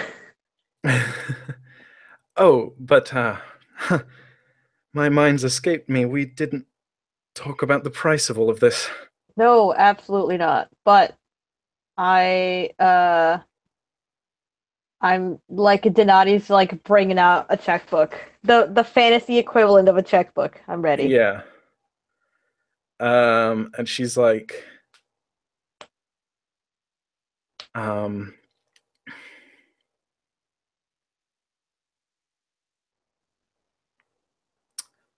yeah, so you picked out the dresses that you want, and like some of them need to be Fitted. like refitted, like Mhm. trimmed in places and like resewn and rehemmed and stuff. And so she's got them all like spread out, and you're like in her back office workshop thing. And she like looks at the dresses and bits, other articles of clothing that you've picked out. And maybe you know what we need? There's one What? other thing we need. We need a summer dress with like a big brimmed hat. Why this? Why would you It's put gonna be like, Denati through this? because it's gonna be like on a beach, right? Like Yolenam is a coastal town, I guess. and maybe we need a swimsuit as well. Well, now you're getting carried away. um, yeah, she like tots up a load of numbers and thinks about it, and says,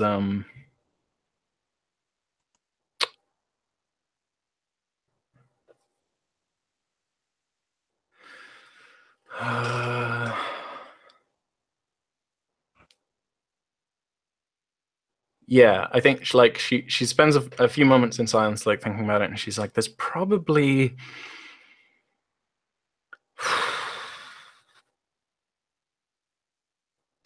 about half a talent's worth of clothing here.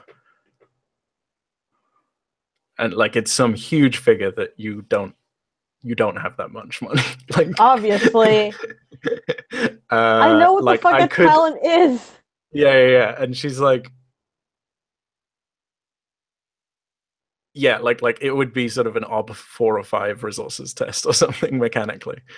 And she's like, are you sure you're able to pay for all of this? So here's a question. Can I pay in installments?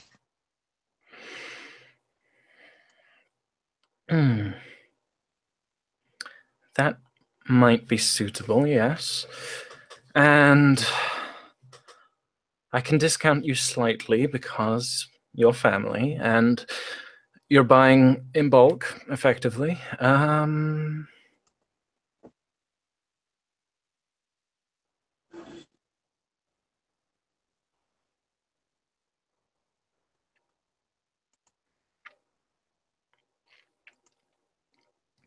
So there's a couple of things that we could do mechanically here. Right. Um,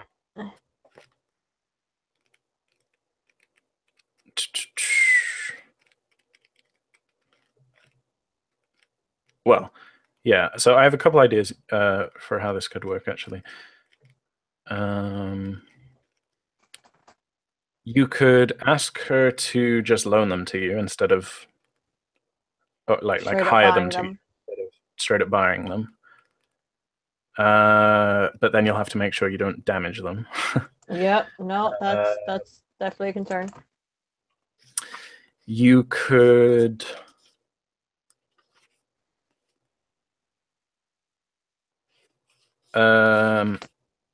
try to, like, you know, haggle a deal with her or something.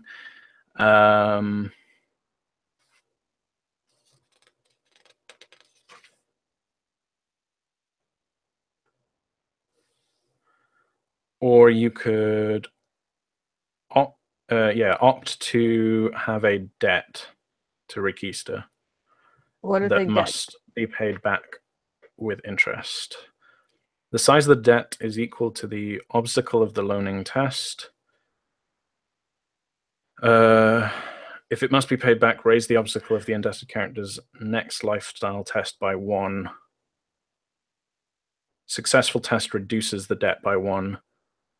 Test once each cycle until the debt is reduced to 0. So if it's OB 4, say, it would take you 4 seasons of successful lifestyle resource tests at +1 obstacle to pay this back. Oh, God.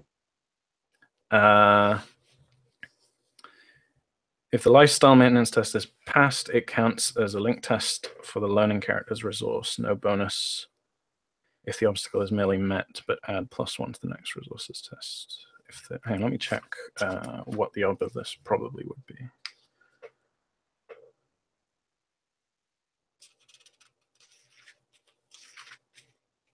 It's probably not OB 4, actually. Let's see. No,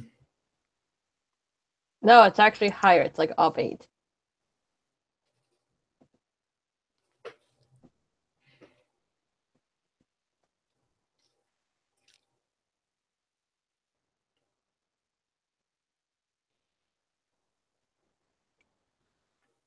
No, it is OB 4. Jewelry, exotic fabrics. But you're buying in bulk. There's like 10 of them, so yeah, it's going to be OB 5 if you were to do the test. But yeah, you can opt to go into debt for 5 seasons. Jesus Christ. Which is a whole year.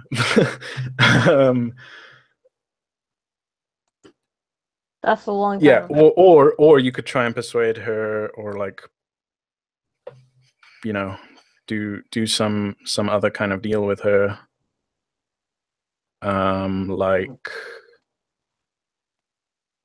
Like maybe you advertise for her or something. Like, you're going to a fancy party. I am going to a fancy party. And she's hoping that these clothes will make you one of the best dressed people there. Amazing. So that's potentially an option if you can. All right, so here's my deal. Here's my deal. I don't know how to phrase it, so I'm gonna just say it. Right? Okay. Mm-hmm. You ready? Mm-hmm. I like the lending the clothes option, because if these are incredibly fancy things, probably not going to wear them again. Obviously, I would pay for any damages to any of the outfits. I will advertise for her, but I will buy the lingerie. Fair enough. Because you don't just return lingerie, that's it. Yeah.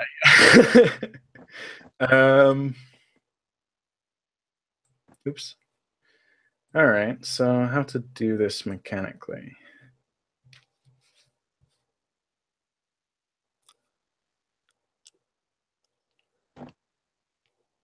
All right, so I'll say to persuade her to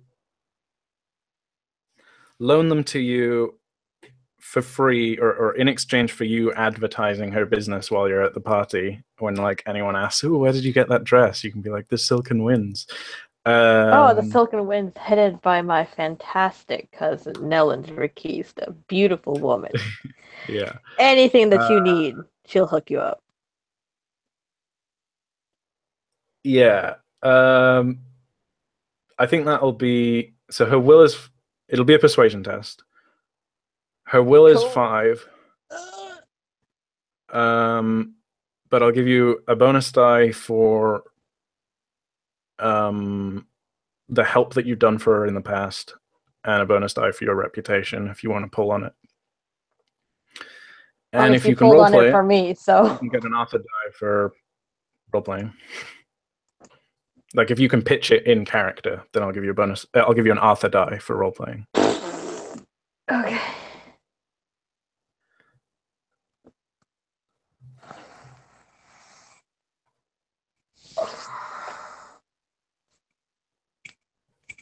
Hmm.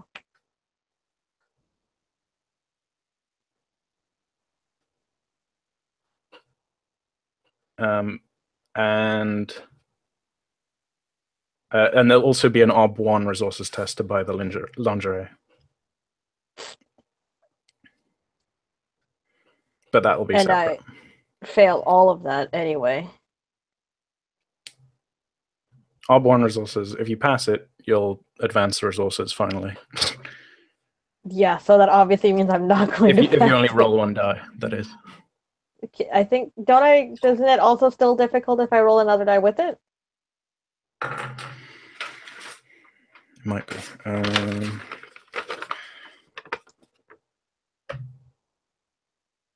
No, that'll be routine. If you roll 2 die, it'll be routine. Ah, balls.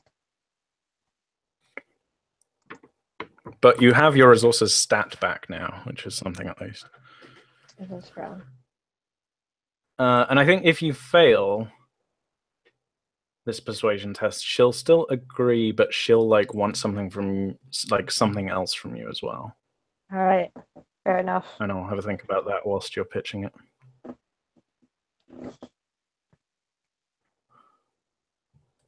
If you're going to do that, or we can just roll right now.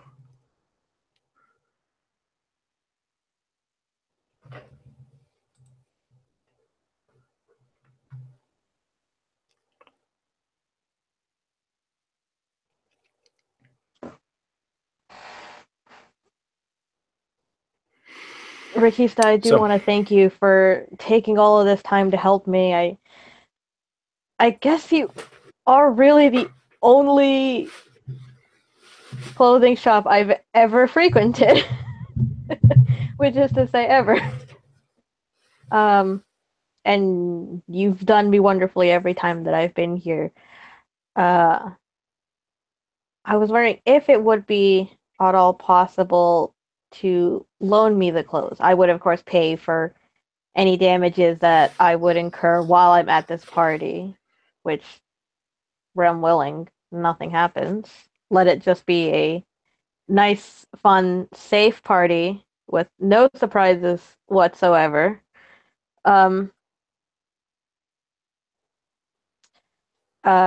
will, of course, sing your praises loudly and continuously while I am there. Because, I mean, wearing all this, if I don't draw attention, I'll be exceedingly surprised. And I would, however, like to buy the lingerie from you because, well, that may come in handy later. She smiles, kind of knowingly. Maybe, we never know.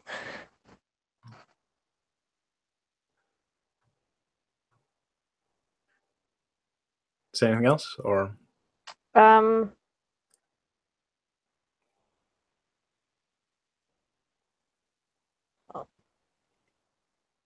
don't know how to phrase it to be like, being family and all, because then it just sounds rude. And Denati's trying not to She pulled sound it on rude. you. Yeah, but she could pull it off because she's suave and shit. Denati ain't. Denati's the opposite of suave.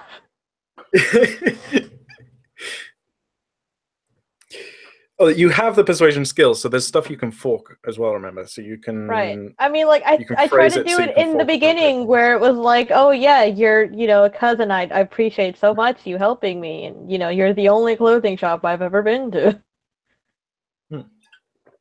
Yeah, fair enough. All right, I'll give you a stunt die for that. Oh, thank God. It's an OB5 test. It's gonna be hard for you no matter what. Like, Yeah, thanks.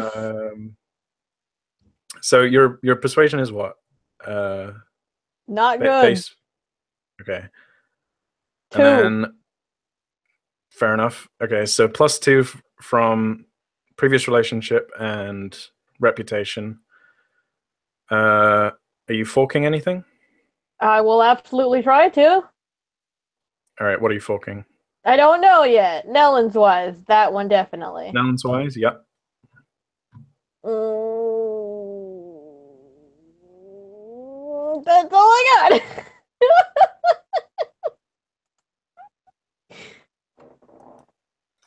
Okay. And you So get it's one 3. Arthur Yeah. die for role playing, and you can spend persona if you want. Oh God, I kind of want. I'm not gonna lie, I kind of wanted to spend the persona on the resources test, mostly because I Oh yeah, kind you of could do want that that. lingerie. That might be better to do actually. Yeah. So I'll tell you what. So if you fail this test, she's going to she'll agree, but she'll want you to tell her a secret. Well, I know exactly which secret I could tell her.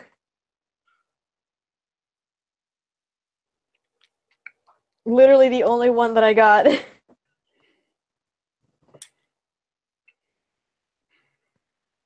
But she'll use it. Oh God. I don't want her to. Oh no. You know quite a few secrets at this point. Do I? I don't know. Do you? Do I? Oh, Wow! Just you got those 6s as well.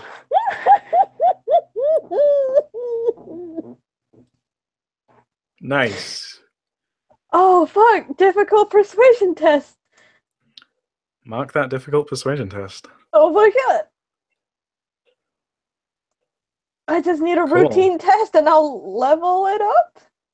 Yep. I can't tell. Is I think so. persuasion do I need one difficult and one challenge, or is that just B1? Because I have What is B2. it?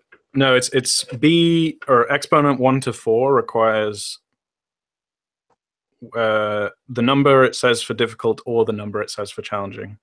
Okay. And then it's only at 5 and above that you stop needing routine tests and only need difficult and challenging. Okay. All right. Oh, I mean, do I get anything if like I re-roll those 6s?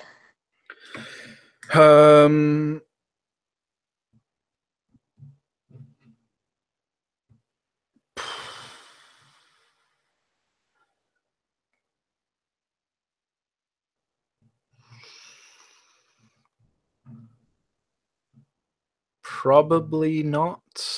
Okay, that's a good point. You could spend the fate just to put fate into persuasion. Like if you want to work towards an epiphany for persuasion. I feel like next session is where I'm going to need all of that fate. Maybe. Maybe my ass. I could feel it. I feel it in my bones. All right. But yeah, I mean that's a pass. So yeah, she's like she thinks about it. Oh, She says lending. Yes, I think that probably seems more appropriate. Given your line of work, no offense, but I suspect this may be one of the few occasions you'll actually wear these clothes. So, yes, no, perhaps it's more worth. You're completely correct. Perhaps it is more worth it if these are just loaned out. Yes, I think that's appropriate. As you say, as long as you do your best to send some rich patrons my way, I'll be I happy. will give it my best shot. Excellent. And the lingerie will be She gives me a eight. price that Yeah, essentially means she's like eight and a half obols. okay. Like yeah, ob1 resource test. Thanks. Oh god.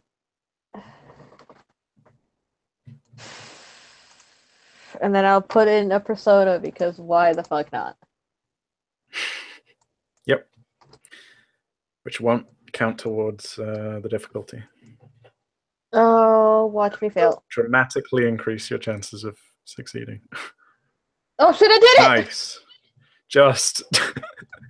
I can finally level up my resources. Hooray. So you acquire lingerie, lots of fancy clothes, and a B2 in resources. Oh, yay. Mark that persona into resources. Yep, I did it. I finally have B2 resources. Going up in the world.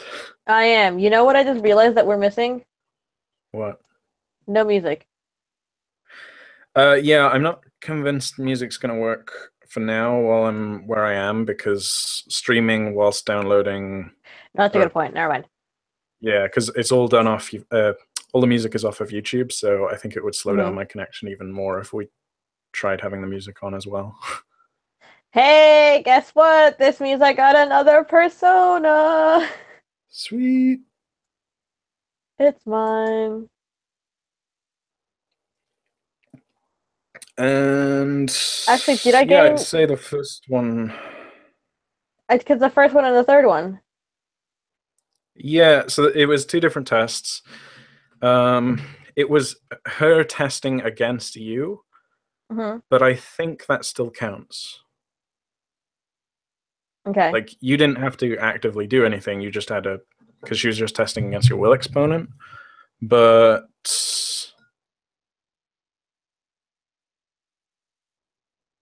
I'm okay with taking Fate over it instead, and not taking Persona. Because I mean, I'm back up to 3 Persona at the end of the session anyway. yeah,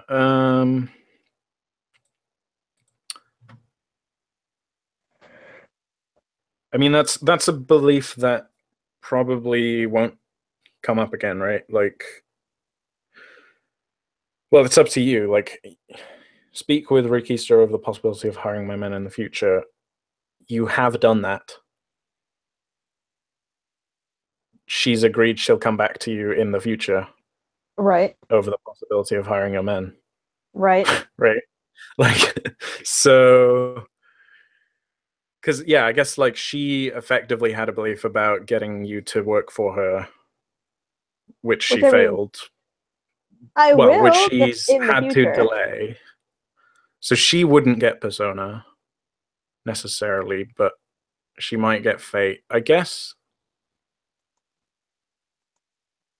Yeah, I don't know. I mean, because a test against you is still a test, right? Like, Yes. the only requirement is for a belief to be fulfilled is there has to be a test involved. So I'm willing to say that's worth a Persona. Yeah.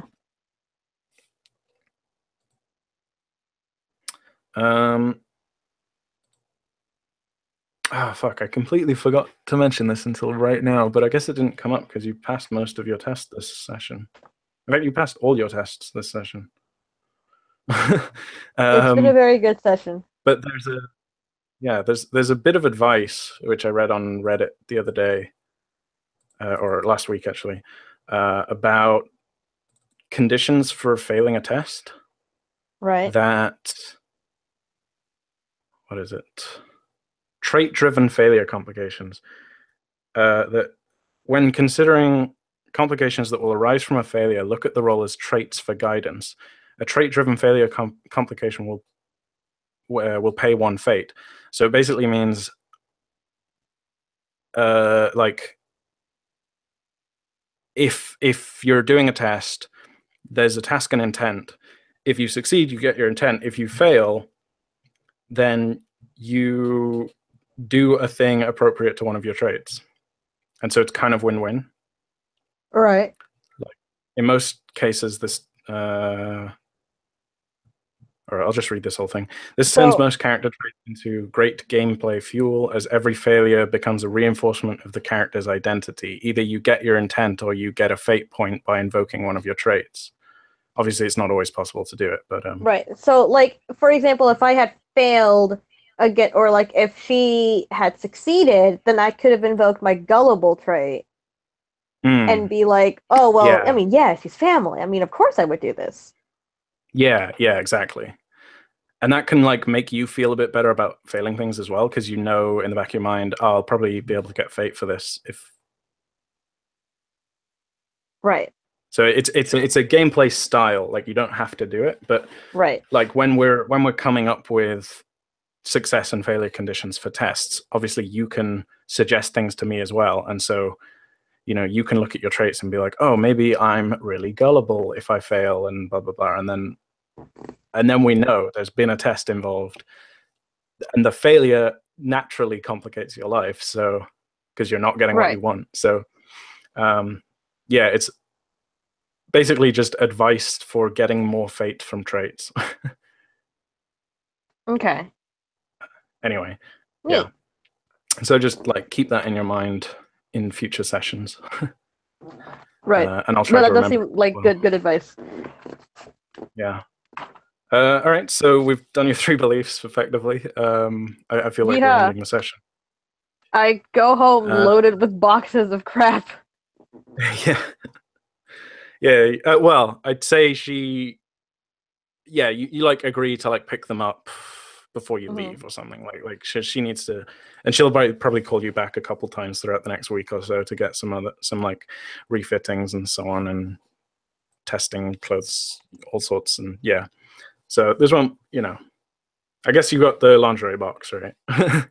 Yeah, I take home the lingerie box. I plan to show it off to Amon.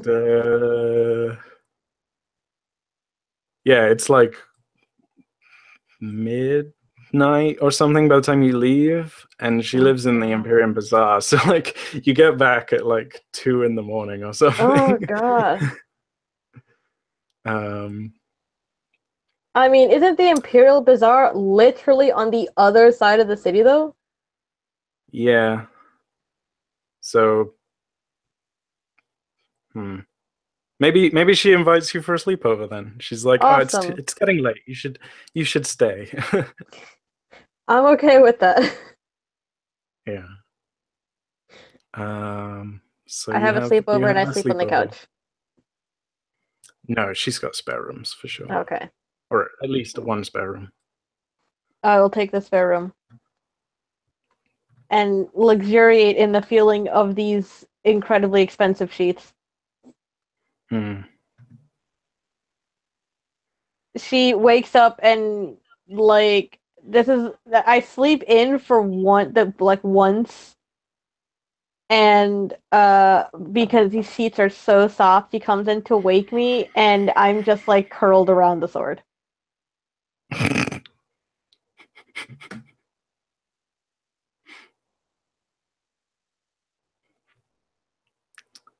It's a beautiful moment. In the lingerie? Not in the lingerie.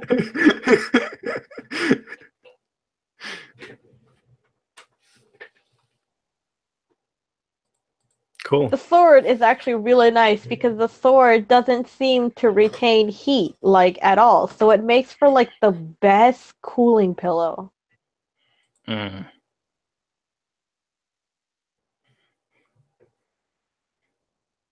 It's so nice.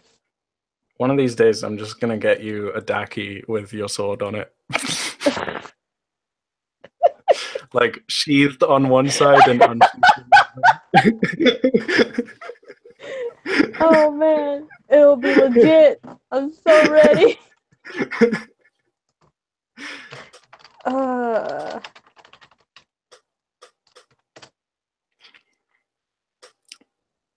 Oh shit, there are people who do customs. I'm ready. Yeah, How do I there get in totally contact with is. you guys? I they're need the like picture of they're like this sword. $100. I'm fucking ready. uh, Oh my god, someone out here is offering one for $50. like a custom one. Yeah. Wow. I saw one Daki which was um like a 1916 bolt action rifle on one side, assembled on one side and disassembled on the other side. What the Like... fuck? That's terrible. I mean, yeah. beautiful, but terrible. I kind of now do want a pillow with my sword on it. I'm so ready. You don't understand. I've planted this idea in your head, and now. Shit! What have you done? All right, real quick. Instincts. I don't think any of these came up. Nope, unfortunately. And if you can think of a way to justify any of these character traits, then do so, but I don't think any of them came up. No, I've been looking over them and it's like Maybe progenial, but only if you'd lost that test, maybe. I don't know. yeah. Because then you'd be doing it for the family. Do it for the fam.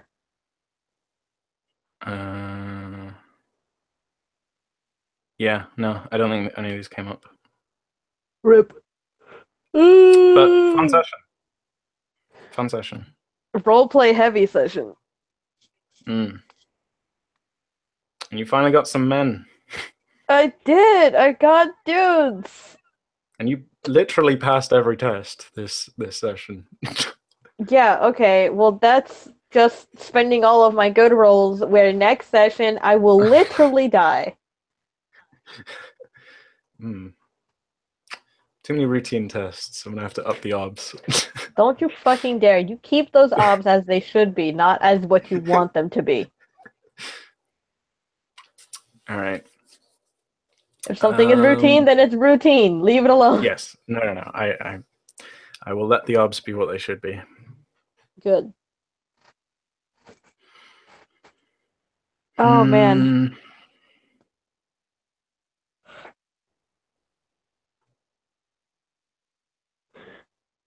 So I learned today that Denati is into BDSM. She's into that aggressive scene, which I didn't expect.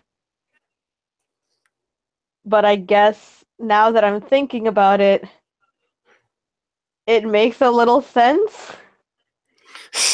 Which is slightly horrifying.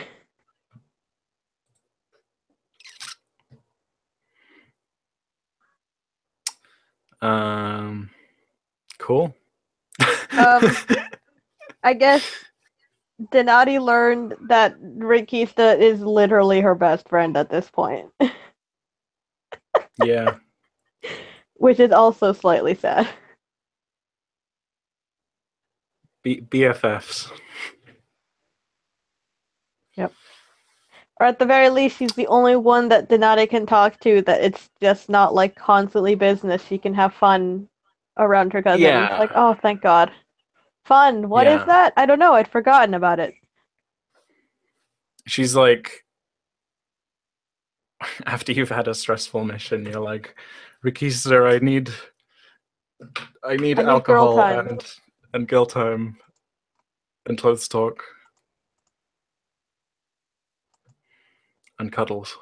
And cuddles, yes. Cuddles are important. And then we go out for tea, and it's just like, tell me about your day. It's like, no, Rikista, tell me about your day first, because your days are nice. Mine are not.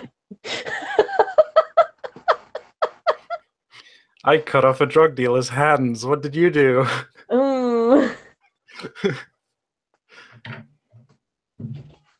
Oh my God. Fun times, guys. All right. Cool. Yeah, add a fate as well for that last bit. Good. I need it. Next session, I swear, I feel it in my bones. Yeah, probably going to be another roleplay heavy session next week. I'm cool with it. Cool. I did it, guys. I did it. I got clothes, and I got money, and I got dudes. You got dudes. You got a whole scale of men now. Dudes! I'm a scale lord now. Oh, everything's coming up aces. I say it's next session, I literally die. Yes. Piano falls on your head. I feel like adventuring with Will at the helm is just like a lesson in really getting to know the intricacies of the phrase I giveth and I taketh away. Yep. I don't disagree with that. First you get the money, then you get the power, then you get the dudes. Thank you, Michael Kenner.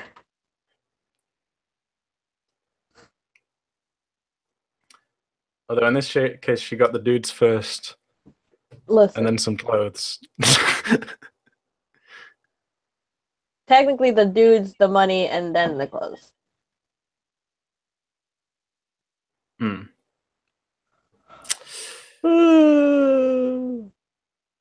Cool. Oh man. Oh man, I've just realized, like, because you leveled up your resources by buying those, that lingerie, that like Tigus is, if you like show it to Tigus, which you might not necessarily do, but like, he's like, "How did you afford these?" It's like, fine, I worked out the numbers. Look, we've actually got more than I thought we did. Like. I think he's just going to be amazed that I did math. He lays a gentle hand on my shoulder and just says, Denati, I'm so proud of you. You've come so far. Oh, God. Cool. Yeah, good session. I have too much fun shitting on my own character. I think that's part of the fun. And it's like exploring what your character is about is fun as well. I think it's just making fun of yourself without having to feel like you're being made fun of. If you say so. Let's be real, our characters are all extensions of ourselves. Probably. I don't know. Michael Kenner, you gotta find some way to hit me up and tell me what you want me to draw. All right. I don't know if you're serious about that or not. But I'm absolutely serious. for examples of things that Jen has drawn in the past, look at the thumbnail art for any of the videos in the series, because she probably did it. Yeah. Unless it's the icon, because Will did the icon. Yeah.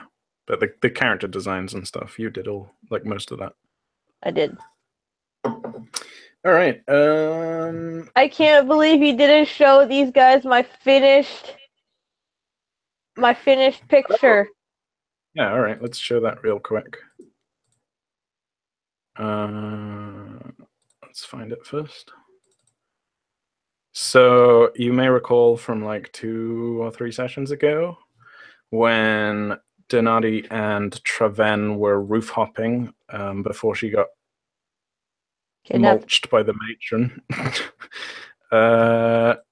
And Jen drew that scene. Oops. You did draw that scene. In excruciating detail. Excuse you. No, this is an amazingly detailed piece. Like, geez, I can zoom in so far. Yeah. Look at this sword. Look how detailed this sword is. It's 5,000 by 5,000. That's 300 DPI.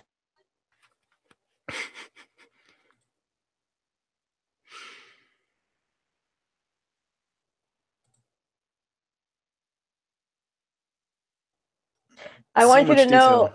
I want you to know. Actually, the sword was one of the easiest bits to do Hmm. because it was just lining, and I already knew what I wanted to do, and it was just like, finally, I'm able to do the detail this sword deserves. Everything else was difficult. I was like, fuck this noise. Hmm. Look at these roofing tiles. There's so many of them. And various other details. Look at this big dumb goof. Treven. Fool, fucking fool. His armor looks rad though. Yeah, his armor looks cool. Black helms.